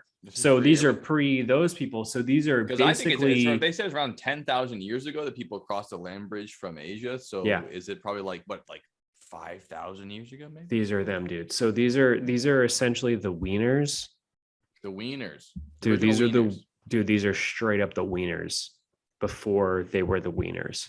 They were here, and the Wieners again, and to make my point on the Wieners is that one of my favorite restaurants I've ever been to in my entire life is called the Hutte Swiss, Hutte Swiss, and it's a mixture of German and Swiss restaurant in West Virginia that I've been to a bunch of times, and it's great because the Swiss and the Germans came here, like that's where they settled. They settled in West Virginia. So the Wieners, they settled thousands and thousands of years after what you're talking about, though, right? They did, but the Wieners, this is like pre-Wiener. I just can't believe that the Native Americans weren't the first to bite the apple here. Well, white people made it faster across the bridge. No one really knows. It's a hard thing to tell. Native Americans came here from, if you go from Africa to Russia to here, you can date that. Then you can come from Mexico, whatever it is. But we all came from Africa and moved out. Yeah, and people, their genes changed along the way, and they didn't stay white by the time they hit the east coast of America, as far as we know. But let's hear about the Moon people. Yeah, so we're thinking that there's the red-haired giants that we did a podcast on, 2 years ago about giants. Callback, yeah. Yeah, so they were more like Indiana, Wisconsin type of thing off of the, Erie, like Lake Erie and that type of stuff. The Wieners and the Moon-Eyed People essentially AT people. So they went to the Appalachian Trail. The Cherokees were badass motherfuckers like the Apaches and that type of thing. And they saw the Wieners and they wanted to remove them from the area. But not all of them left. 2022 in America, am I right? I mean, taking the old wiener out of America. I mean, let people be here, they're gonna Yeah. So throughout time is that they got rid of a lot of the wieners, and then they didn't get rid of some of the wieners. So now the stories that I have, and I'm gonna share two creepy stories for you guys real quick about the Moon-Eyed People, aka the wieners, aka the pre-Native American Europeans who can't see good during the day. And they assume they're Europeans because of their skin tone, right? Because they're fucking white as shit. Gotcha. All right. Let's hear it. Yeah. Whereas like people like my ancestors who are Native American were the redskins, not the white skins. So yeah, your ancestors. My ancestors. Yeah, Yeah. my Native American football team? ancestors. What's up? Yeah, Football team? yeah, the Washington Commanders. Yeah. Yes. So Yeah. what the fuck? UFT? Yeah. The Redskins, the football team. Yeah. Yeah. Yeah. So All right, let's hear it. let's hear it. So I got two examples of the past like decade or so. So one dude in 1988 was hiking along the Appalachian Trail when he had a really shitty experience, possibly by the Wieners. And Okay. Can we call them the Moon Eye people just to keep people? sorry, on the same Moon Eye page? people. I keep forgetting. That keep was very calling them the funny, Wieners. and I don't want to keep calling them that, but just for the sake of the story, let's call them Okay, all right. Well, let's not confuse anybody. Yeah, Let's yeah. call them the Moon Eye people. This guy, he was hiking alone. He noticed a bright light coming from the forest next to him, and he didn't want to bother one, so he investigated. But he set up camp somewhere close by that bright light. He awoke in the middle of the night, just like I did a few days ago. Well, a couple weeks ago, to a man standing over his hammock. 1988, didn't have a tent, was just raw dogging it with a hammock. And he was like, holy shit, this guy is above my hammock. I'm gonna run. So he fled and he was terrified and quickly packed up all of his shit and ran as far as he could, because when on earth would you just be in the middle of like he's in New Hampshire and all of a sudden there's a guy sitting above your hammock while you're trying to sleep. So he went a couple days before getting to one of the highways there, and he was finally able to relax after running through the woods for a while. And he was sleeping in his hammock when then suddenly he was cut down, wrapped up, and dragged away Jason Voorhees style. So by Jason Voorhees style, I heard this. This is so the only thing that's separating him from Jason Voorhees taking a guy in a sleeping bag and smashing him against a wall.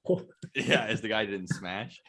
Yeah. Well, you know the scene. Him. You know the scene when he pulls in the sleeping bag and he just starts smashing him in the wall. Yeah. It's one of the best kills in movie history. Yeah, exactly. So he just didn't get smashed, but he was dragged away. So, but he was beaten to shit while these people, essentially the Moon Eye people, shot one another while they're preparing something. So this guy had his knife on him and he was able to cut through.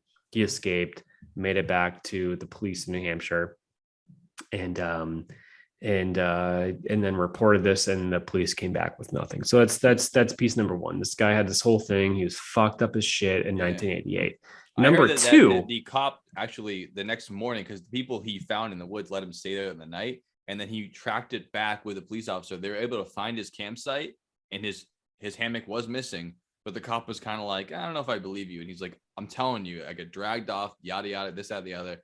And then the cops, obviously, even if he did believe him, he was like, what am I going to do? Go find these people? They got away with it. Yeah. Or it's also like, you know, all of a sudden you're in the Texas Chainsaw Massacre. I think the second one. No, and the first one, like all of a sudden they go to the gas station for help and they're like, oh, yeah, we'll help you out. Yeah, we'll get you. I just did an Australian accent. It sounded to me more like it was Bob Dylan accent. Ooh, we'll help you out. Wait, can you help me? Because I can mimic accents. So give me a Texas real quick. Can you do that for me? Why don't y'all come down here and help us out? Yeah, come here and help us out. So yeah, we got you. We heard about some things around here in the old part of Texas. Around here, are you, boy? Yeah. Well, you stay in this gas station here. We're gonna get the authorities in here and help you out. Then all of a sudden, fucking Leatherface shows up because they're all in one thing. The cops, gas station, the fucking meatpacking facility, the whole thing. They're all part of the same bullshit, and you're fucked. They've been dying for a cute man like you to come on through there in a hammock and just whack your head right off. Yeah. You never go for help in the same town you got fucked in. We all know that. That's for sure. Yeah, you fucking bet. So that's number one. So, Shawn, were you gonna say something about that? Sorry, he unmuted himself. Go ahead. No, you're good on that. Well, right. Shawn, if you want to repeat it, just never stay in the same town you got fucked in. Yeah. That's the whole point. And then if you do have to leave, make sure you're wide awake. Yeah. And Joe was saying is that like the guy went to the cops and they said, oh, we can't help you. Oh, we have no idea. They fucking they definitely know. Dude, House of Wax, you shitting me? You You shitting seen me? that? Both of them, the original and the one with Paris Hilton, they both go into town. The cops are like, oh yeah, holy shit. Like, and they're all part of it. What do you say? Go ahead and say that again. But you're also the other variable is what if it's like that 18-year-old public safety wannabe cop kid, Imagine that kid growing up and being like, well, I guess like it's gonna be like the cigarette smoking cop from Family Guy, like we should sort of and then he's not gonna want to listen, these guys beat me to death. Like, wow, I'm just looking to see what kind of donuts I want to get today on the way home from work. I'm not trying to go chase around like a band of backwoods people who could have beaten you in a It ain't worth it. They're like, fuck it. I'll ask around and see what we can find. Yeah, we'll try, but I got shit going on today. I was gonna go to high school try, but I blew my knee out high school ball. So hey, you're alive, aren't you? Count your scenario. blessings, boy. Count your blessings. That's what I say. Yeah. So that's pretty bad. And even worse is the dick suckers like Randy Leahy Randy from Trailer Park Boys, Right. who when he goes in, he's trained to be a cop. Yeah. He'll do anything. anything to make sure he's on the cop side. So all of a sudden you get a guy like him who's just trying to dick suck his way to being what they want him to be. And all of a sudden he's ratting out people by just, that type of stuff. So you're up against a lot of forces. So if this ever happens to you, if anyone here on this podcast ever ends up on the AT and you're getting Jason Voorhees in your fucking sleeping bag, get at least another state away. You're close enough. Next county on the entire AT. Next county if you have to. If not, it definitely. I mean, New Hampshire's close to Maine and Vermont and fucking Massachusetts. Go to Vermont if you can. Yeah, Vermont's usually pretty cool, and they're not on the AT. So, my number two thing. I got another one. That story, I have to say, nothing about moon-eyed people at all in that story. Guy got kidnapped, didn't see the person standing over him, got dragged in the woods, cut it open, got out of there. Obviously, it's a terrifying story, but I didn't hear anything about European descent, moon-eyed people, human sacrifice, any of that. Maybe because I fucking suck at storytelling. I'm going off sort of memory here. Oh, look, you got a hand up, Shawn? Well, who the fuck are these fucking people, dude? So that's number one. Is that like I got another one? So like, dude, Shawn put his hand up, but using Zoom. Do you want to say something? Shawn? Is he black or white? What, the attacker or the victim? The attacker. Well, I don't know. I think it was too dark to tell. We're both white in this situation. Okay. Well, the other thing is like your analogy of like get out of the state. Like when the states broke free, they didn't go to the neighbor like you got to help me out. No, it's a good point. Away. Like in that movie, the not Key, what's his name? Get Out. Remember the Titan? Yeah. Oh. You couldn't go to the neighbor because the neighbor was in on it. It's a very similar situation. Yeah, it's kind of what we were talking about earlier. People who are against you, then there's no one to help you. You have to leave the whole situation. Yeah. Most of these situations were like white people who are just in the middle of the fucking woods. That's why it's so scary. Even your help is your attacker. You can't get help anyway. Yeah. It's not a racist thing, sort of. So my next story is in Virginia. So a young couple in their 20s were hiking part of the AT, and while they were asleep in their tent one night, they suddenly woke up to the sound of like rustling footsteps, odd noises, all that shit coming from outside their tent. The man went out to investigate and kind of just made some loud noises, saw some figures lurking around. They moved off, and he almost chased after them. But decided against it. So the next night they went to sleep thinking it's all good. So what they did is they were hiking on the AT and they went off, a couple 100 yards to go to a beautiful spot overlooking a cliff, set up a tent there, that type of stuff. So they tell you in our individual rules is stay on the trail. Don't look at the trees. Don't look in the woods. Don't entertain anything. Do not, if they come into your tent, don't say shit. Don't look at it. The whole fucking thing. They broke all the rules because who gives a shit? And and this comes from Reddit. This is a strip Reddit story about a guy who said that he's a former veteran. He has like I don't know what they call it, but it's essentially it's a pistol that has shotgun PTSD. rounds. Oh, PTSD, but it's a shotgun that it has a pistol that has shotgun rounds, so you can conceal it really easily, as well that as must like be a fucking brutal kickback on that thing, huh? oh, it's gonna be horrible, yeah. But it kind of looks like a wanna hold it up to your Billy chest? Bones, a Billy Bones Yeah. gun, one of those. Yeah, flintlock pistol. Yeah, sort of. So he had one of those, and his Like a girlfriend flare who's gun, but trained it on has a that. shotgun round. Yeah, exactly. It's had the same. They both had two guns in there. So the next night they're sleeping the same thing. And all of a sudden they wake up to someone dragging like a K-bar or a bayonet type of knife along their tent. So they laid there and were like, "What the fuck do we do about this shit? This is fucked." And they yelled out like, "Hey, get the fuck away! We're armed." And then the person kind of like left and said like, "Hey, we have a shotgun and a pistol." And then those figures retreated. And then when daylight came, they both were like, "Let's get the fuck out of here." So they started running. They got all their shit together and they started not necessarily running, but like getting as far away as they could from the campground back to the AT proper. And as they're going, it's taken some time to get back to where they are. They round a corner and saw a silhouette of a figure standing in the distance watching them. And then after that, everywhere they looked, there was always a figure behind a tree kind of watching them retreat type of thing. Stalking them. They were being stalked all the way back to their car. There was always someone following them, no matter how far they ran, how fast they were going. There was always somebody watching them the whole entire time. The amount of stress that must put on somebody. That's crazy. Yeah. So my whole point here is that I'm not necessarily worried about skinwalkers or like other mysterious fucked up things.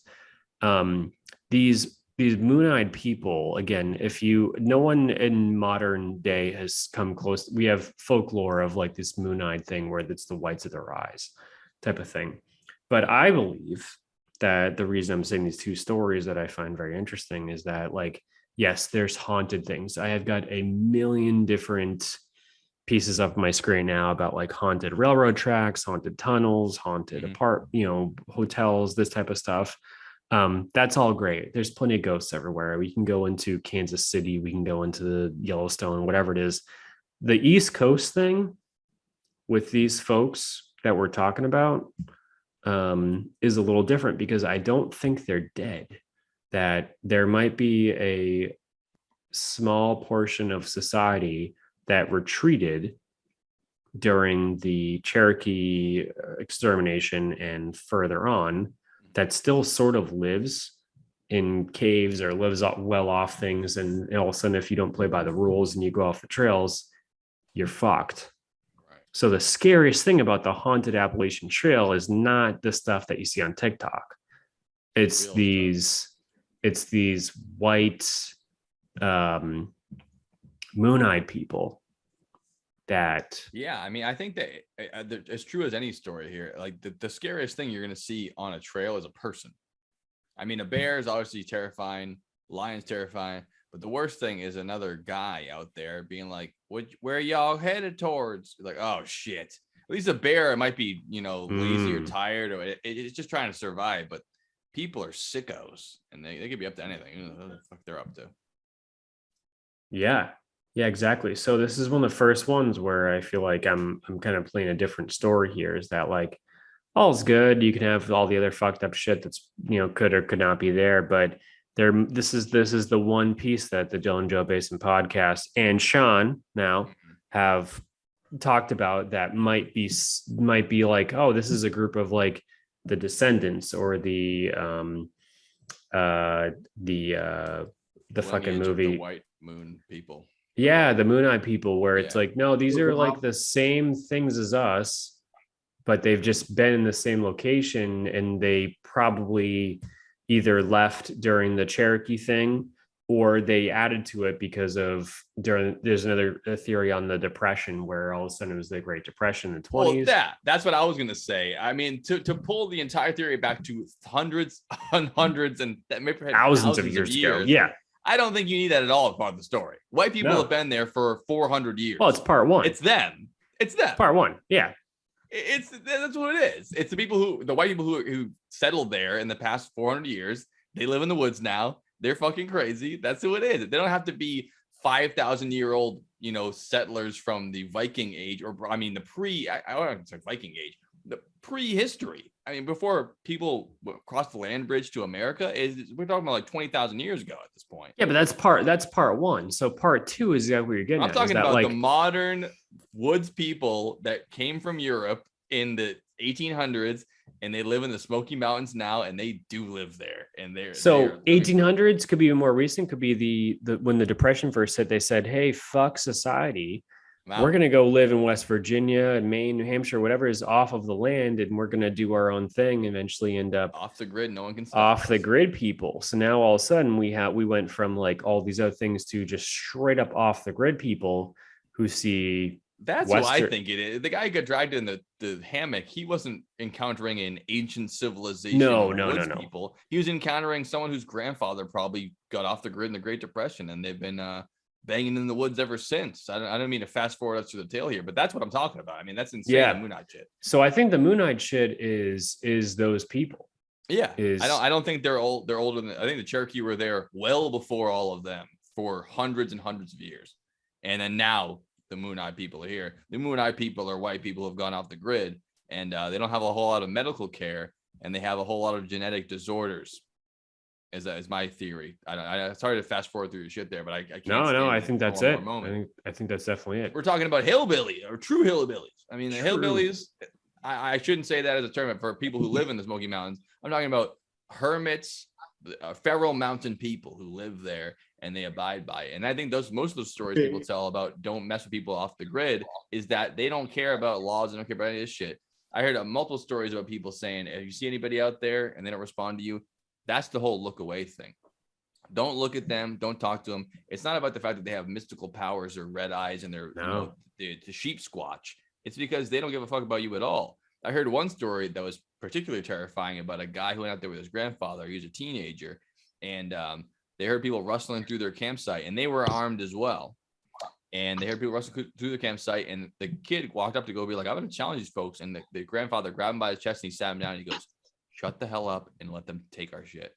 And the guy was so confused. He's like, what are you talking about? They're just going to take it. He's like, yep, let them take our shit. Because what the grandfather was implying, and perhaps even knew, is that these people aren't alone. This is a group of people who live out here, and they don't give a fuck about you. They're going to take your shit. And if you try to fight them, it's not going to end up well for you, because they don't care much about the law or about you and your ideals or qualities. Like, they just live out there, and they're going to fucking take your shit, and you're going to let them, or else. Yeah. And I've got some really, really good evidence towards this, but I think it's probably time for another commercial break. What do you guys think? 1956, in the heart of the Appalachian Mountains, God sent a man into this world that would one day take America by storm. Son of the legendary D. Ray White, he would follow in his late father's footsteps, becoming the king of the mountain dancers. His name is Jesco White. This is his story.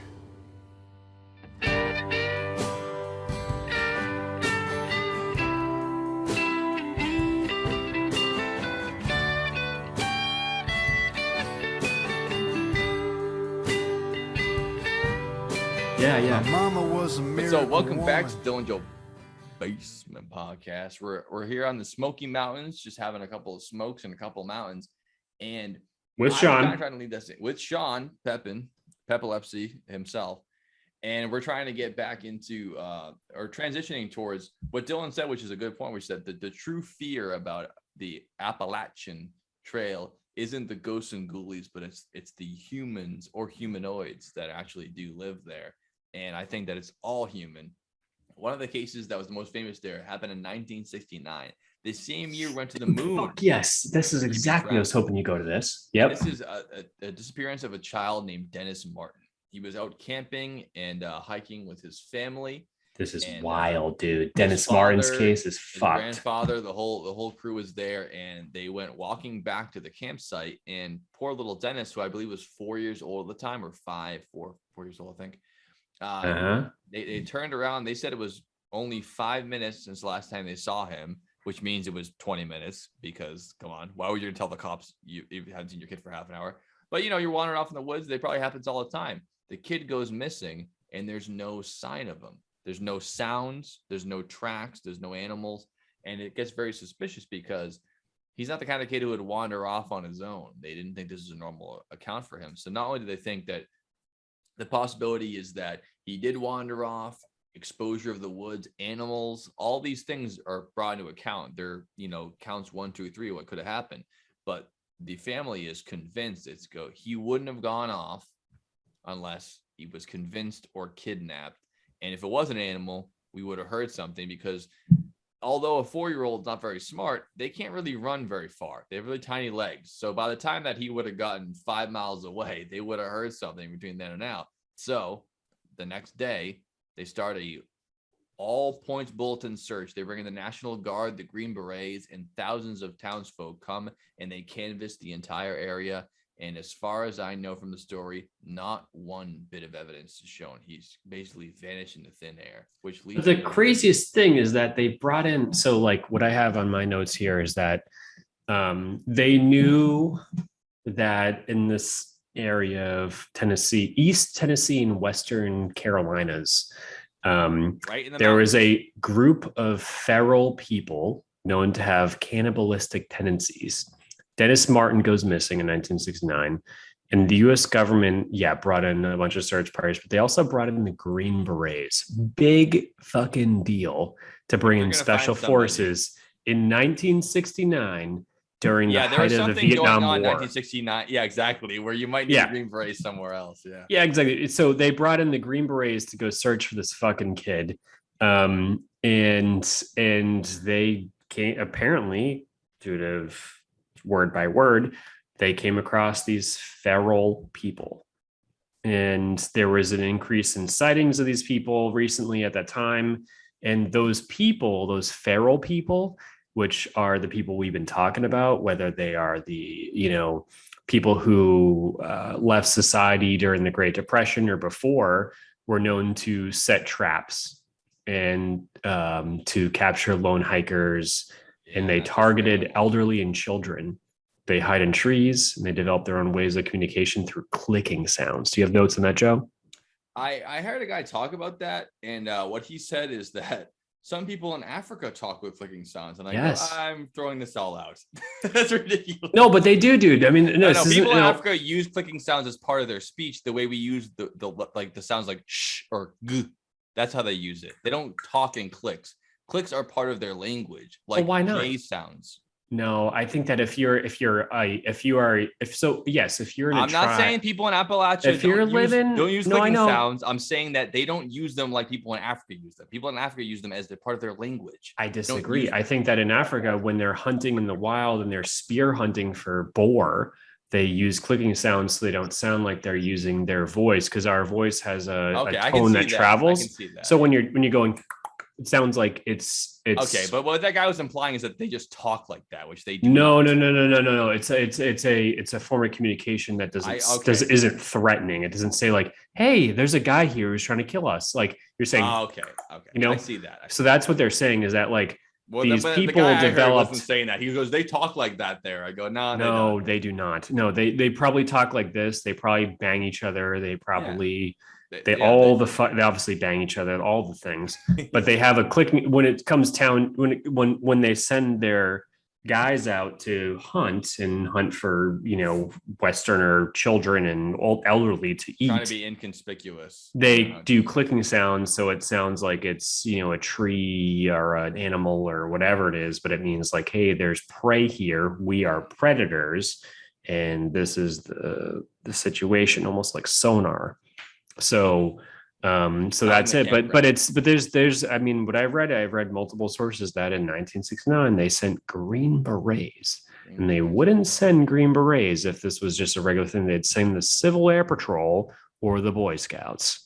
I was thinking the Boy Scouts were there, which is part of the tracks they found were the Boy Scouts. They were tracking the trackers during this, and they thought they found them, but they found a bunch of little boy footprints, and they were like, oh shit. It's not the little boy. It's the little boy's trying to find the little boy, which isn't very helpful. Yeah. Well. Shawn, were you ever in the Boy Scouts? They can't. It's a podcast, Shawn. No. All right, good. Then you're welcome All right. on for another episode. All right. I'm gonna lead you on here because we're taking so much of your time. Yeah. What's the scariest story that ever happened to you camping? If you can remember one, I hate to put you on the spot. Camping. Yeah.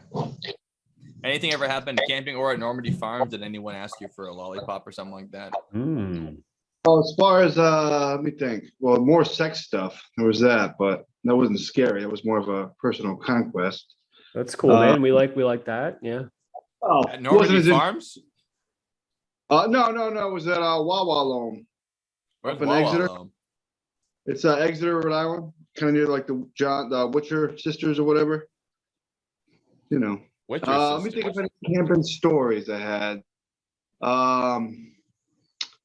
Well, there was bears and stuff every once in a while. I'm thinking more like I wanted to tell a lad school story because it was like we were out in me and my friend, we went to the lad school before they knocked it down. Yeah, go ahead and tell that one.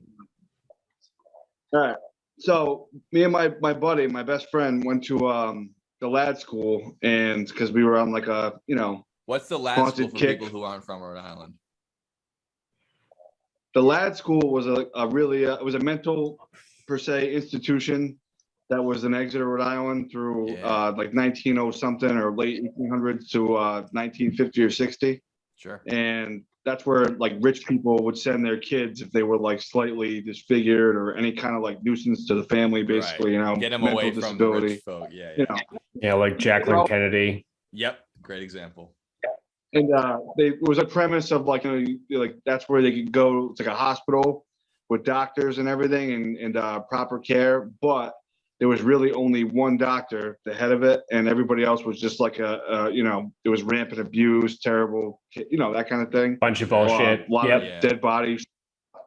Dead bodies. That kind of, people going missing. Yeah, exactly. So like they would like, many things happen. I'm sure kids got beat to death and stuff. Good. So it's like a haunted place, in Rhode Island. It's one of like the premier haunted spot. Yeah. And my friend and I went there and I drove my car. No, we went there just like we were like, one night on the way back from a party, we were like, fuck it, let's do it. And we smoked Valley High cloves at the time. We just got into those because we were so cool. Wait, cloves? Like clove cigarettes? Yeah. Oh, those are fucking good, dude. The black ones? Yeah, those are fucking awesome. High kick for a while with the little fruity palm trees on it. I love clove cigarettes, dude. That's a highlight of premier living. I turned me into a 90-year-old man from chain smoking in like 1 month, but yeah. Oh yeah, it's all good, dude. Like, we've all been there. So you and your buddies are out there. Like, anyways, party. This is a horror movie setup, if I ever heard one. One friend, and we were like, all right, we're gonna go inside, right? Like we're gonna go check it out, and like actually be not like chickens. So we get out of the car and he's like, my friend is like scared shitless. He's like, actually, dude, we'll just smoke a clove first and just, so we can say we smoked outside like before we went in, Try no. And I was like, oh, cool. For a little bit longer. Whatever. Yeah. And he was like, so exactly, yeah. And then within 3 minutes, he started, because we were walking around like checking stuff out. It's like a series of buildings in like a big U shape, a horseshoe. And he started like freaking out and crying and ran back. He's like, oh my God, dude. Oh my God, you see that? And he ran back to the car and he was like trying to open my door. He's like, open the fucking door, open the door. And I like unlocked the car and I was like, what the hell are you talking about, dude? Like I had no idea what he was freaking out about. I just thought he was being a bitch. I still think he was being a bitch. But for the record. he was like, did you see that, dude? It was like a bison running at us with those horns coming out. And I was like, what the hell are you talking about? But the two things that were crazy as shit, it was the only time my car got stuck in park for like a half hour. We couldn't go anywhere. I literally would turn the key, push the brake, do whatever. Oh, the dude must have been freaking the fuck out at that point. Oh my, he's crying profusely. And the other thing too, it was like it was calm. It was, so it was like just like a really summer evening, and in one place, it's like a football field sized like area. Mhm. The trees were like sideways because the wind was blowing so hard where we were. When you left, it was like literally like a leaf couldn't drop and like blow anywhere. Just right. It would just there. fall straight to the ground. So those are the two, telltale signs. But The since we were sheep talking about squatters. haunted, yeah, I always thought it was, and also I think, the whole Squatch Appalachian thing. Yeah. We should go out. Go check it out. Let's go hunting. Let's go squash Go hunting. You know what I mean? I don't have a camping story. Let's make one. Make your own story on the Appalachian Trail there. Hell yeah, like man. Well, Chevy we love having Chase. you on the pod. Thank you so much for coming on. Do you want to plug your Instagram and your stand-up dates and shit so the folks out there can? Yeah, dude. buy So some Shawn, tickets? yeah, dude, man, my man. So tell us what's up. So like we What's on the want to horizon?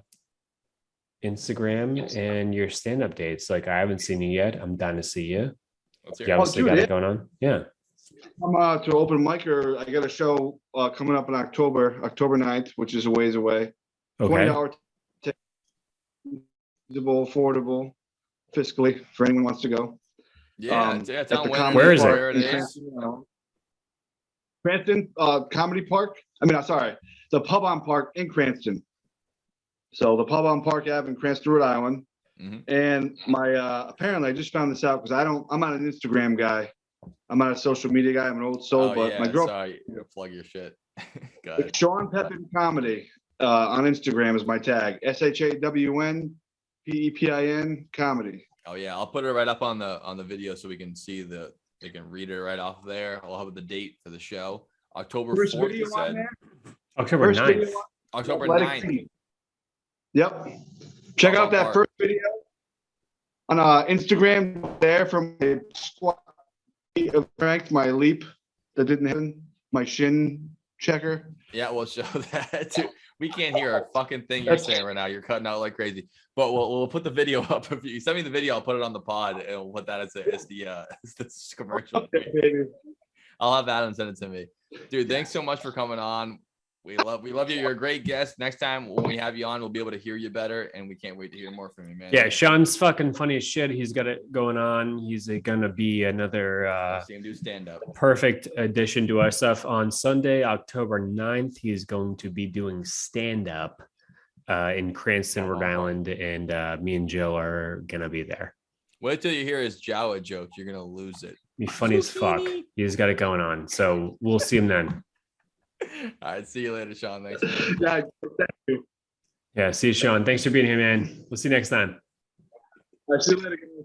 See you tomorrow. Later.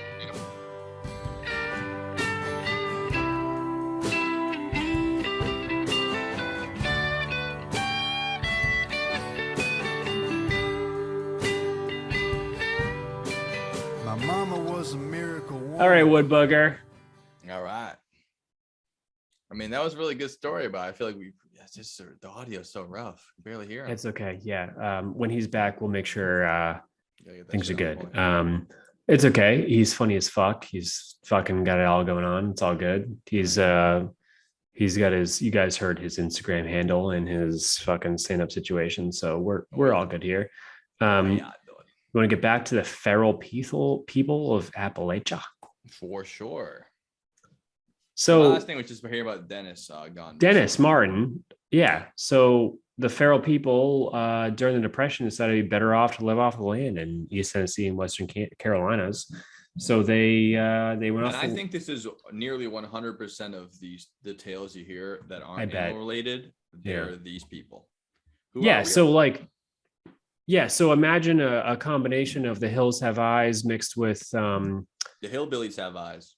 the Hillbillies Have Eyes mixed with the Descent people. Mhm. Because of the Great Depression, they decided, like a lot of us, everyone who probably listens to this podcast has ever thought, maybe if I just went and fucking grew my own shit, had my own fucking animals, had my own eggs, whatever it is, Living off I the could land. live and not be a part of society because society is a pre-programmed bunch of bullshit. And you're right. You come across these people, then it doesn't become sustainable. So they start targeting the weak people and Right. wanting to eat them. So Suspect. Dennis fucking Martin realized that there's a, he's fucked, he's gone, but the government dead. brought in like a bigger piece of things because all of a sudden it's during Vietnam era. They realized that people in the United States are the same, or probably have a lot of the same tactics the Vietnamese have, Viet Cong have. They And know it's the the land, same they know thing. the terrain. They know the terrain. They are underground, they're above ground, they're in the ground, they're, whatever it is. So they brought, there's genuinely, this isn't just me and Joe saying this for a podcast. There's multiple different sources of the Green Berets going to investigate a missing person. They don't do that. When's the last time that you can think of, or you can know of, that Wait, like so you said the there's Navy multiple SEALs you said there's multiple instances, but did you mean to say there's not very many sources? Oh, okay, I got you. I thought you were Like, saying that never happens. There's multiple No, no, instances no, of no, it no. happening. Multiple sources that say like this actually happened. Oh The no, it Green did. Berets Yeah, went in. Yeah, exactly. It's like happened. it's like saying like in 2022, like where I'm right now, like all of a sudden, I go missing in Cape Cod where I am right now, and all of a sudden the Navy SEAls come in and try to find me that's a because great I've got example. It's eaten like, by a bunch of fucking hillbillies. yeah, It doesn't happen. Like I do this think the actually difference is happened. that it was a child, though. Yep. I get your point where it's like, Yeah, but dude, Green they have to Berets send going to Green miss for a Berets. child right now. They don't give a shit. Yeah, All of a but they're sudden, not if you looking have for a a missing kid, child in Providence. They're looking for a missing child in one of the densest wooded parts of America. Like regular people aren't going to find shit out there. Yeah, but They the need to Green have Berets, the best Green trained Berets are search and survivalists rescue, in but they're the- also designed for hostage. So Green Berets have one purpose: it's hostage rescue. So they're trained to go into any territory, any circumstance, any whatever it is to get a person out of it. They're not necessarily designed to be like the Coast Guard who goes, oh, there's a person who's missing at sea. Yeah, again, that's on the ocean though. The Green Berets are trained for the woods. Yeah, but they're trained to kill. They're the Coast Guard of the woods. Yeah, but they're trained. They are the Navy. The National Guard also is too. Like they're pretty Right. goddamn good. They've got the same tools. Yeah, The Green you would think Berets that the have National like Guard was real involved, too. hostage. Any special forces, Yeah. Green Berets, Navy SEALs, Delta Force, which is Mhm. basically Green Berets, is right before Green Berets. Rangers, who support all of the above. They're Yeah. designed for hostage rescue with superior threats with weapons. No, I think you have a point there because they could just send the National Guard or anyone who's an expert. I mean, you picture Park Guard. Rangers would be just as good, but Park Rangers got guns too, man. They can go, hey, it's we got a person here, whatever. It's like we've got a serious threat, who's probably armed and dangerous, and we have a hostage situation. right. That's probably what to think of a Dennis Martin. So like that's why it's a little weird. So my guess is these Appalachian feral people, you gotta watch out for. I think that this is not an alien. This is not a big giant like hide behind, whatever they call them, type of situation. It's like, no, I think that the scariest thing about why me and Joe made sure that you guys know about this podcast and this episode is that like on the AT, it sounds like it's more southern, but they still trickle through New Hampshire, Maine. Like you said, it's its own culture along those mountainsides. It doesn't matter what state you're in, because those people, even the ones that aren't feral, they're just normal people who live there. They don't really care what state they're in. They live in Appalachia. They don't live in Virginia or Georgia. They live in Appalachia, which is where they live. Yeah, exactly. So since 1974, so we're talking like modern day type of thing. 5 years after Dennis went missing. There's been a whole ton of murders, even including like 2021. And a lot of them have murder. There's recent ones, including like and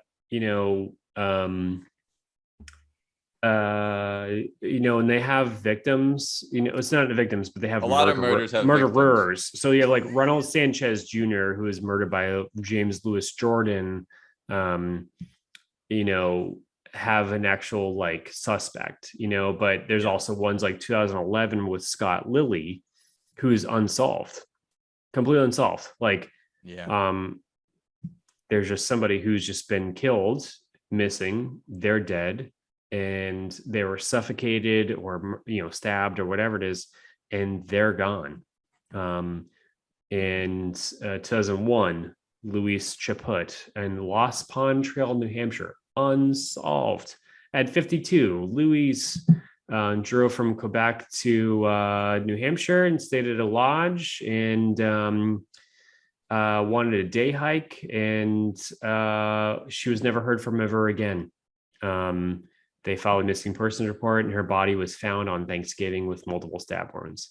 The murder for her is unknown, and the killer's never found. And from basically 2001 to 1971, a majority of them, like 9 out of 10 of them were found that they're unsolved. Every now and then you get a mentally unstable psychopath like Stephen Roy Carr, who had a hate crime because they're fucking fucked. But besides that, you've got some weird ass shit. All of a sudden, it's like they just don't know. Someone went missing. They're dead. It's all gone, and there's no most motive. recent story I heard, I actually watched a video of a woman who hiked the full trail, and she was giving advice on staying in these. They have these places like built along the trail that are wooden structures where people can. I've been in them. Oh, so you know. I know. I've been in them, and I know very much. They're essentially, when you think of like Hostel from the movie Hostel. Yeah. Think of that mixed with the Appalachian Trail. You get a log cabin that has a room with a door that has like 4 to 8 beds in it, like stacked up on bunk beds type of thing, like kind of like Auschwitz. And you get to stay there. It's the same thing, except you're part of the AT, and this is one of the ones that I was at recently. It's the law of the woods out there. I mean, you're getting a lot of people. You're hopefully everyone's on the same page, but you're really just stuck with people in the middle of nowhere where you don't know that are strangers. And she tells a story of what to do and what not to do there. And one of the people that she met when she was hiking, that she decided not to stay in this particular lean-to or cabin or whatever, he went on, I think it was 9 months later, to commit murder and was convicted. So it's like, you never know who the fuck's out there. And this guy was mentally ill and he was very combative. So her and her friends were like, we're not staying with this guy. He can stay here all night. We're going to keep hiking because I don't trust this dude for 1 second. And they were right, because, you never knew who was out there. And it's not that the woods breed that type of mentality. And maybe it can in the case of the Feral Mountain people, but like, just, you need to be careful when you're out in places like this. They're the most beautiful places in the world, but humans, when they come together and you're so far away from society and any kind of restraints, you'll find people who are 20-year-old hikers trying to see the world. You'll find, people who love the land and they're 80 years old. They've been hiking these trails their whole life. And you'll find mentally ill, violent people who can't not survive in the city. So they go out there and they go, I can just live out here and no one can put handcuffs on me and no one can give me drugs. I just can live like this. And then you might bump into them out there too. And they might cut your neck open because they think you called their mom a clown when you didn't talk to them. So it's like, yeah, exactly. Like for example, like James Sovereign Jordan. He went by Sovereign Jordan. His last name is Jordan. Mm-hmm. And he approached a couple, a girl and a boy, and this is who I'm talking about. That's why Jordan. I know this. Yeah. So James Sovereign Jordan. This is who it is. Yep. They were walking, and then he came up to them and asked them a bunch of weird questions, and they were like, no, whatever it is. And he's like, oh, well, I can follow you back to whatever it is. And they're like, hey, maybe they could sense something was wrong. We have an innate ability to sense someone who has bad intentions. Mm-hmm. And then they said, hey, we have a weapon on us. And this person was turned away. Then after they realized this, they found out that this person is killed somebody on that trail. And this guy left because they had a weapon and they could have killed him. Right. So it's terrifying. So the reason we brought this up on this podcast is like, it's no fucking joke out there, as both of us are, have done a lot of hiking. Mm-hmm. And there's fucking freaks, man. Like I was only a couple months ago, I was mountain biking in bumfuck New Hampshire, near Hookset. And one of the people I was biking with had a broken chain, so we're on the side of deep in the woods. Like a flat tire outside Texas Chainsaw Massacre house. Exactly. You don't want to be stuck with nowhere to go. So we on my Strava app, I was about a mile and a half from like the car. Mile and a half is a good distance, you know, I mean, especially after it's pretty being far in a city. It's far in the woods. yeah, exactly. So like, especially when the sun's coming down, it's like a mile and a half at night when you have a headlamp is like terrifying. I've done it like way more times than you can imagine. So these two guys come up to us and they were in their 60s. They were very trustworthy. You know, like we approached them like I was like, hey, nice to meet you guys. How's it going? Yeah, we got a broken chain. You know, like, oh, we can help you out. I'm like, all right, cool, sounds good. And like you do some like mental audits of these people to try to figure out like, is this person going to be an issue or not? You judge them by their bike, their clothes, their speech, where they're from, how you guys doing, what you feeling, you know, whatever's. But he had a gun. They both had guns. And I was in the middle of the woods in the middle of New Hampshire with two people who had guns, and I didn't have a gun at the time. Right. And they didn't announce the gun. They didn't mention of it, but I got a real brief clip of like under their sweatshirt. I could tell that they had a handgun on them with a clip on it. Right. Like it looked like a knife, but I clearly tell it was a gun. And the person I was with didn't notice. I'm like, I notice these things. Yeah. And they had that gun to make sure they were good, but they were good and we were good, but they also know that. Yeah, that's not that they're bringing ill intentions. They could have very well, but you could have. Who the fuck know? Who are you? I mean, I know you, but to them, there's a couple of old dudes being like, hey, well, you guys need some help. But you could have been like, hey, my bike chain's broken. Then you wrap the chain around his neck and you fucking strangle him. You know? Yeah, exactly. You know, and like I just recently went through this, and I'm like, I trust these guys. They seem pretty cool, you know, and like, his gun looked like a knife, but I saw the clip on there, so it was a handgun with 22s, and it had a clip on it, like literally a knife you buy at Home Depot. But they did that. I'm like, you know, these were good people who had a gun, but I'm like, these could have just easily just been people who just fucking cut our throats. So it's crazy out there. You know, it's not that simple. It's not that, you know, oh, it's good. The trees, you know, when it comes to humans, fuck it up. It's the humans they do. That are the problem. Well, they sure do. Cause like humans are the biggest threat to humans. Well, they are. And most importantly to acknowledge is that like, everything that we're going through in our lives, you know, emotions, stress, fear, anxiety, whatever it is, look to the woods. The trees don't care about, you know, drama or fear, emotions, or whatever it is. They're stable. We're the ones who aren't.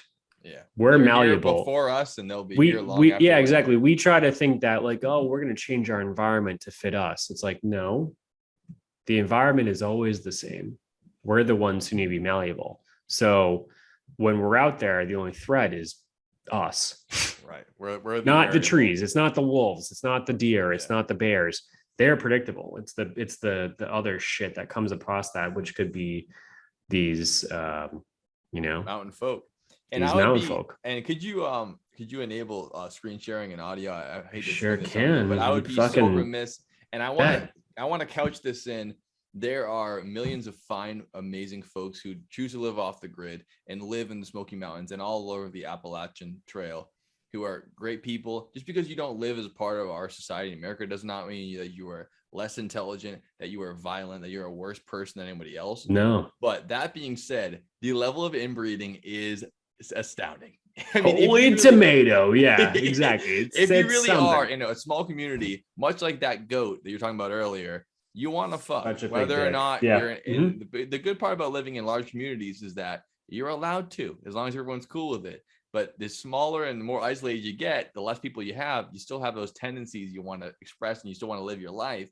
And because of that, these small communities, and due to isolation and lack of education and just, you know, basic human instincts, there's a lot of inbreeding going on there, not a lot of hospital visits. So I have a short clip of a person who's interviews this family called the Whitakers. Do it. The Whitakers. The Whitaker family. He's gone back in recent times, and I want to stress this person is very kind. He's open-minded. His entire channel is about interviewing people who've been kind of left behind society, whether it's, you know, prostitutes who've been abused, heroin addicts, things like that. So he's coming at it as an empathetic standard. He's not there to make fun of them or to poke fun at them. But that's why I'm here.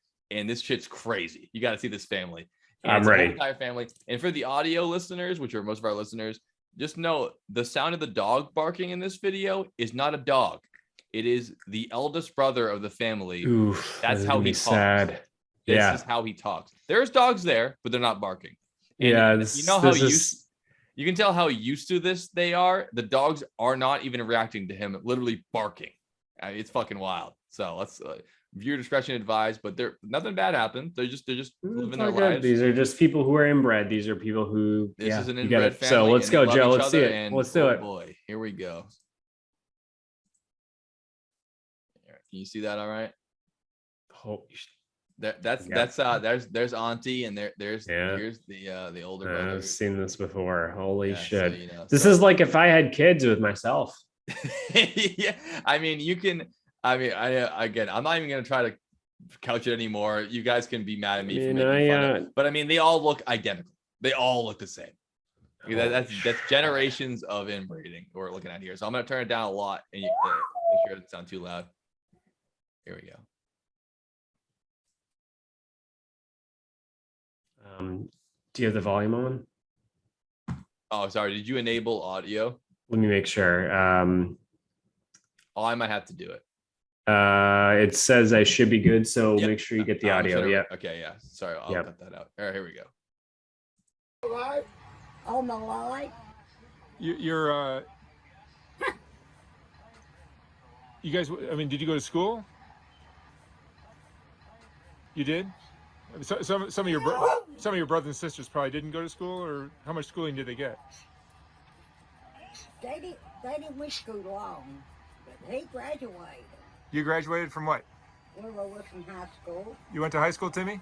Yeah, he went to That's the guy who graduated high school. I can tell. He's the smartest one. high school on back. And how about you, Lorraine? No, she didn't went to school. She didn't. And No, they didn't went to school. come on out. You know, I think this is where I got my in 2001, where my family got our first dogs.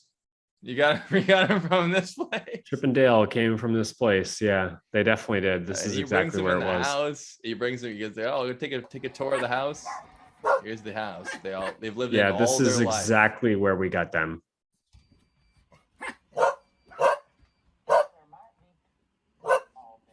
Yeah. Wait, that's him barking, I'll, right? Yeah, I'll leave it there. One more shot of the porch. Wait, but this but, is this is him barking? Yeah, it's him. He's barking. That's him. That's how he. 'Cause he only can't speaks talk dog? Yeah, anymore. okay, he got can't it, yeah. talk. I think he used to be able to talk a little bit. Timmy, but you went to now high he school, can't right? Talk at all. Get up. I mean, even the fact these people are willing to entertain this guy, like look at how this is the first guy they've seen outside the family in months, and the guy couldn't be more bored by it. He's reading the paper. Timmy, tell me about Timmy tell me doesn't about give a fuck. what you remember of your parents. Can you tell me anything?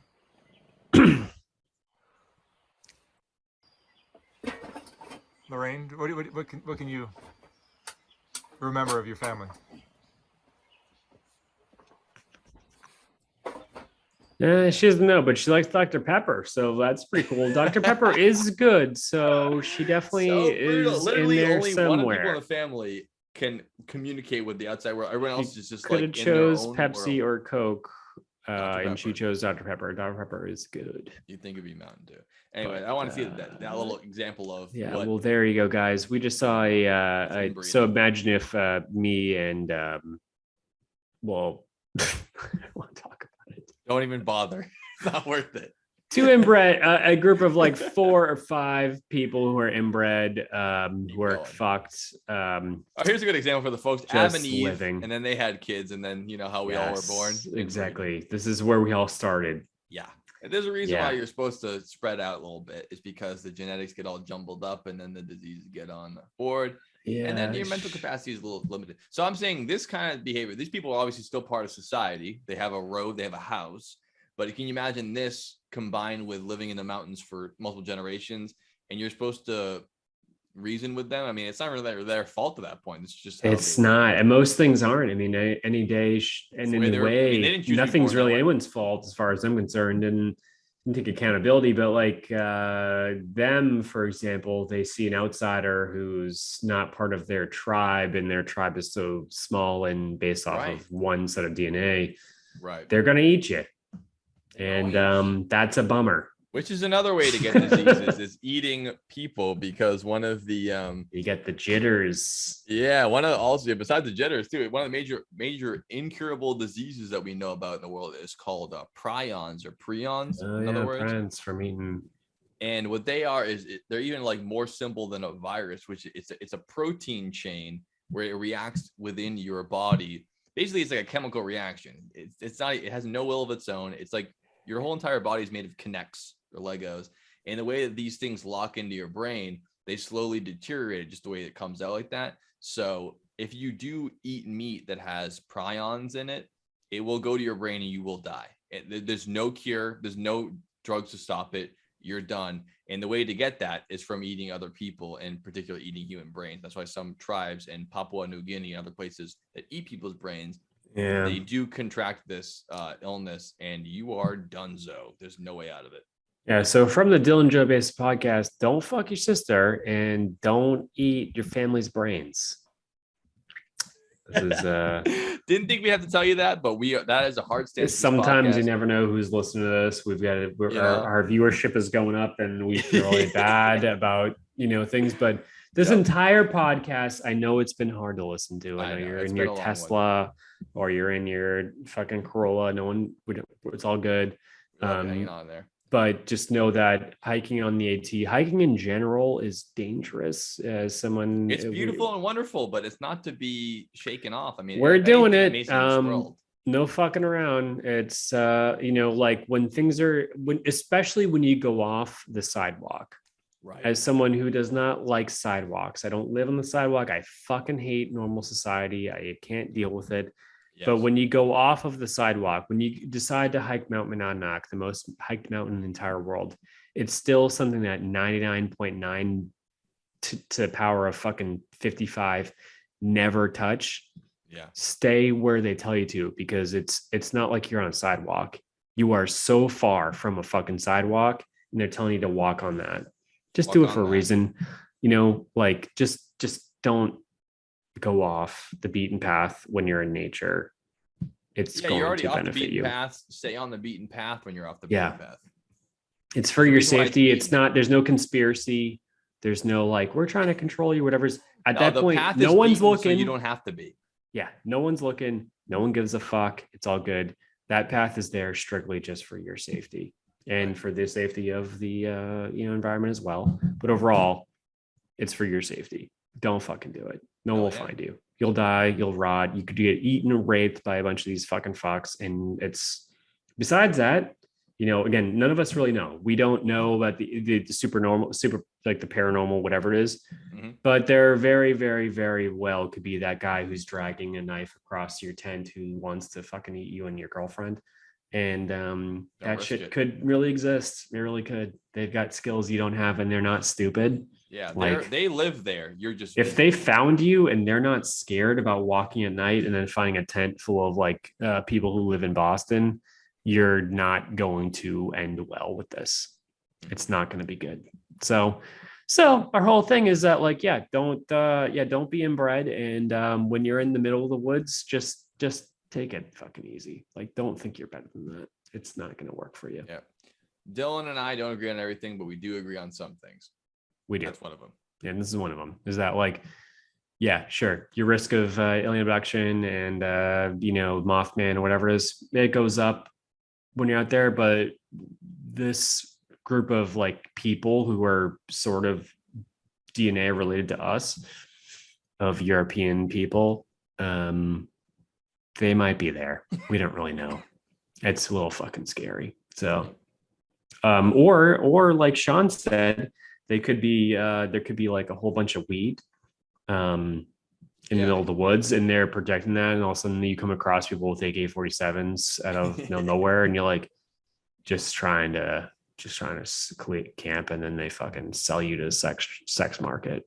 Yeah, because they might not kill you. They might go, oh, you're worth human life is worth on the sex like sex slaves. I think we're $250,000 right now. Like a white American male. It's going up. But so like a white American female is like 250. We're probably 150.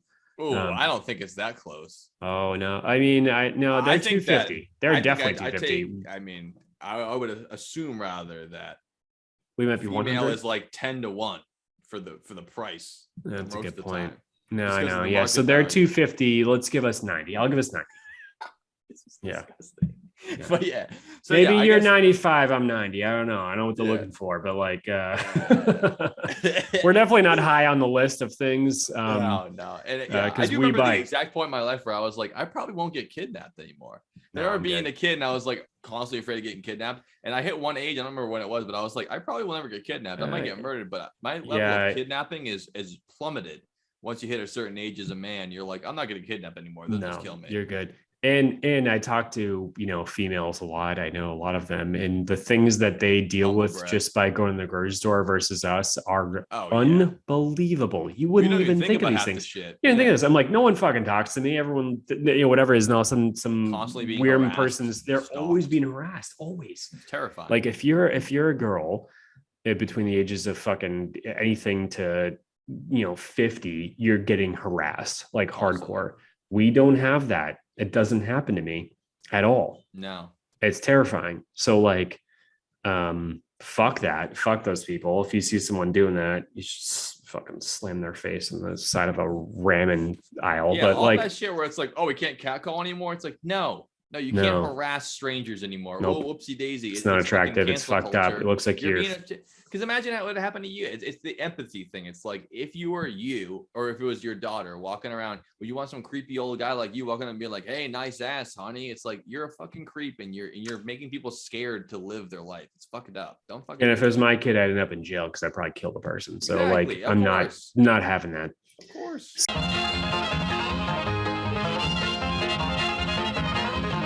So on that note, before things get too dark, take it easy out there. Watch it when you're hiking. It's not as safe as you think. It's a little fucking I terrifying. think that most of the disappearances are people getting lost in the woods or they're stumbling upon moonshiners and it's Probably. illegal activity. Yeah, it's mostly If Joe. you get lost in I Colombia, for firmly example, the believe chupacabra Joe didn't is. get you. It's the fucking Yeah. cartel. You're getting killed.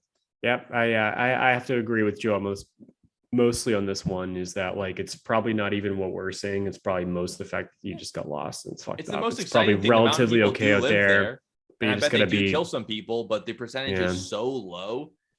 I mean, you're more likely to get killed by Jesse Sovereign, whatever his name is. Like that's what you should be afraid of, man. The amount Yeah. of people, obviously, if you see them, don't fuck with them. Don't fuck with you, kind of thing. But like the real terror, as we always talk about in this podcast, it's the devil you know.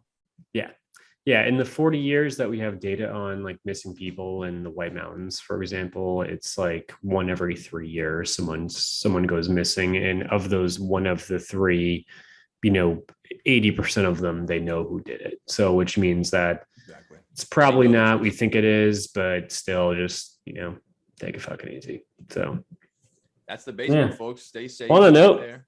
that's it. Yeah, safe stuff there. We'll see you guys for episode 62 coming up soon. And watch out for the wood booger. Watch out. We love you guys. Peace. I've Peace. met Hank Jr., sang with Hank the Third, and I've played with Roger Allen Wade. And Tom Arnold bought this here tattoo. Yeah, Not the fucking normal- go for it. Go for it. Say as much as you want. Yeah, Joe's always a fucking If asshole it's gonna be weird if until I just we're talk on the this. entire time and then you're just a guest staring at me, it'll make no sense to agree on. So Yeah. Well, that's how I trained. Like, in order to become friends with Joe, I had to like learn how to like keep my mouth closed for more than like 5 minutes at a time. And I would like tell Joe, like, I'm not following you around. I'd see him like roll his eyes. I'd be like, all right, I'll just talk later on. I Yeah. want to point the camera up so I'm not looking at you, just your chest. Like I want to see most of your face. There you go. Nice. All right. Yeah, there we Yeah. go. Nice. Awesome. Got a nice bag there, I see. Hitting that thing around. What else you got in the basement? Oh, Looking yeah, good, yeah. man. Yeah. Yeah. Cool. Wow. I feel like Yeah, we're like yeah. fucking video calling grandma right now. This is like going around it. Me? Oh yeah, I probably heard about that. Yeah. It's exactly in the same spot. It's just you're sitting further back. I never dreamed that Whatever works for you. The angle did not change at all. What's this?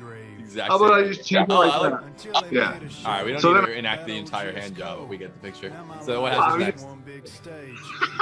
I want to Anyways, hear yeah. your O face on the pod. We got, kids listen to this. You've heard it many a times. Yeah, already. Not an endearing quality. Okay. Just to get a hand job. Basically, you're making the most of your one day without having to watch your daughter, which is you had a lot going on. And part of that process of moving was getting a quick handy on the way there. It was a runner scoring position at least, you know. I didn't really hit home plate still, because I remember I was trying to go as fast as I could because I was like coming up on like Cranston to make it to North Kingstown, and I was like, I don't have long before I fall asleep. So Rhode Island.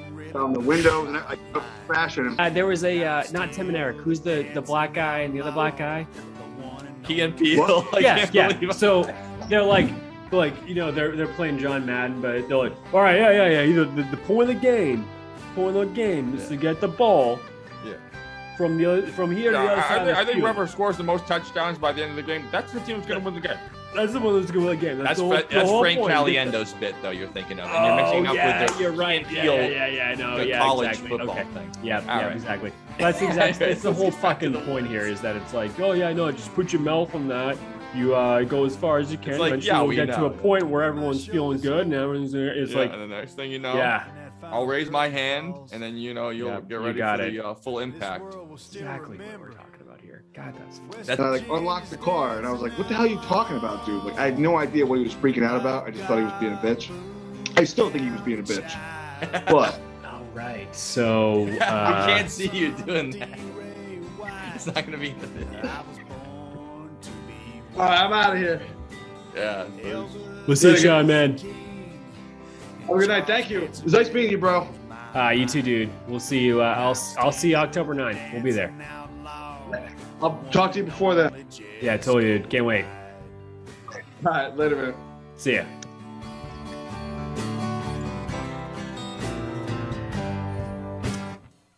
All right, Wood Booger.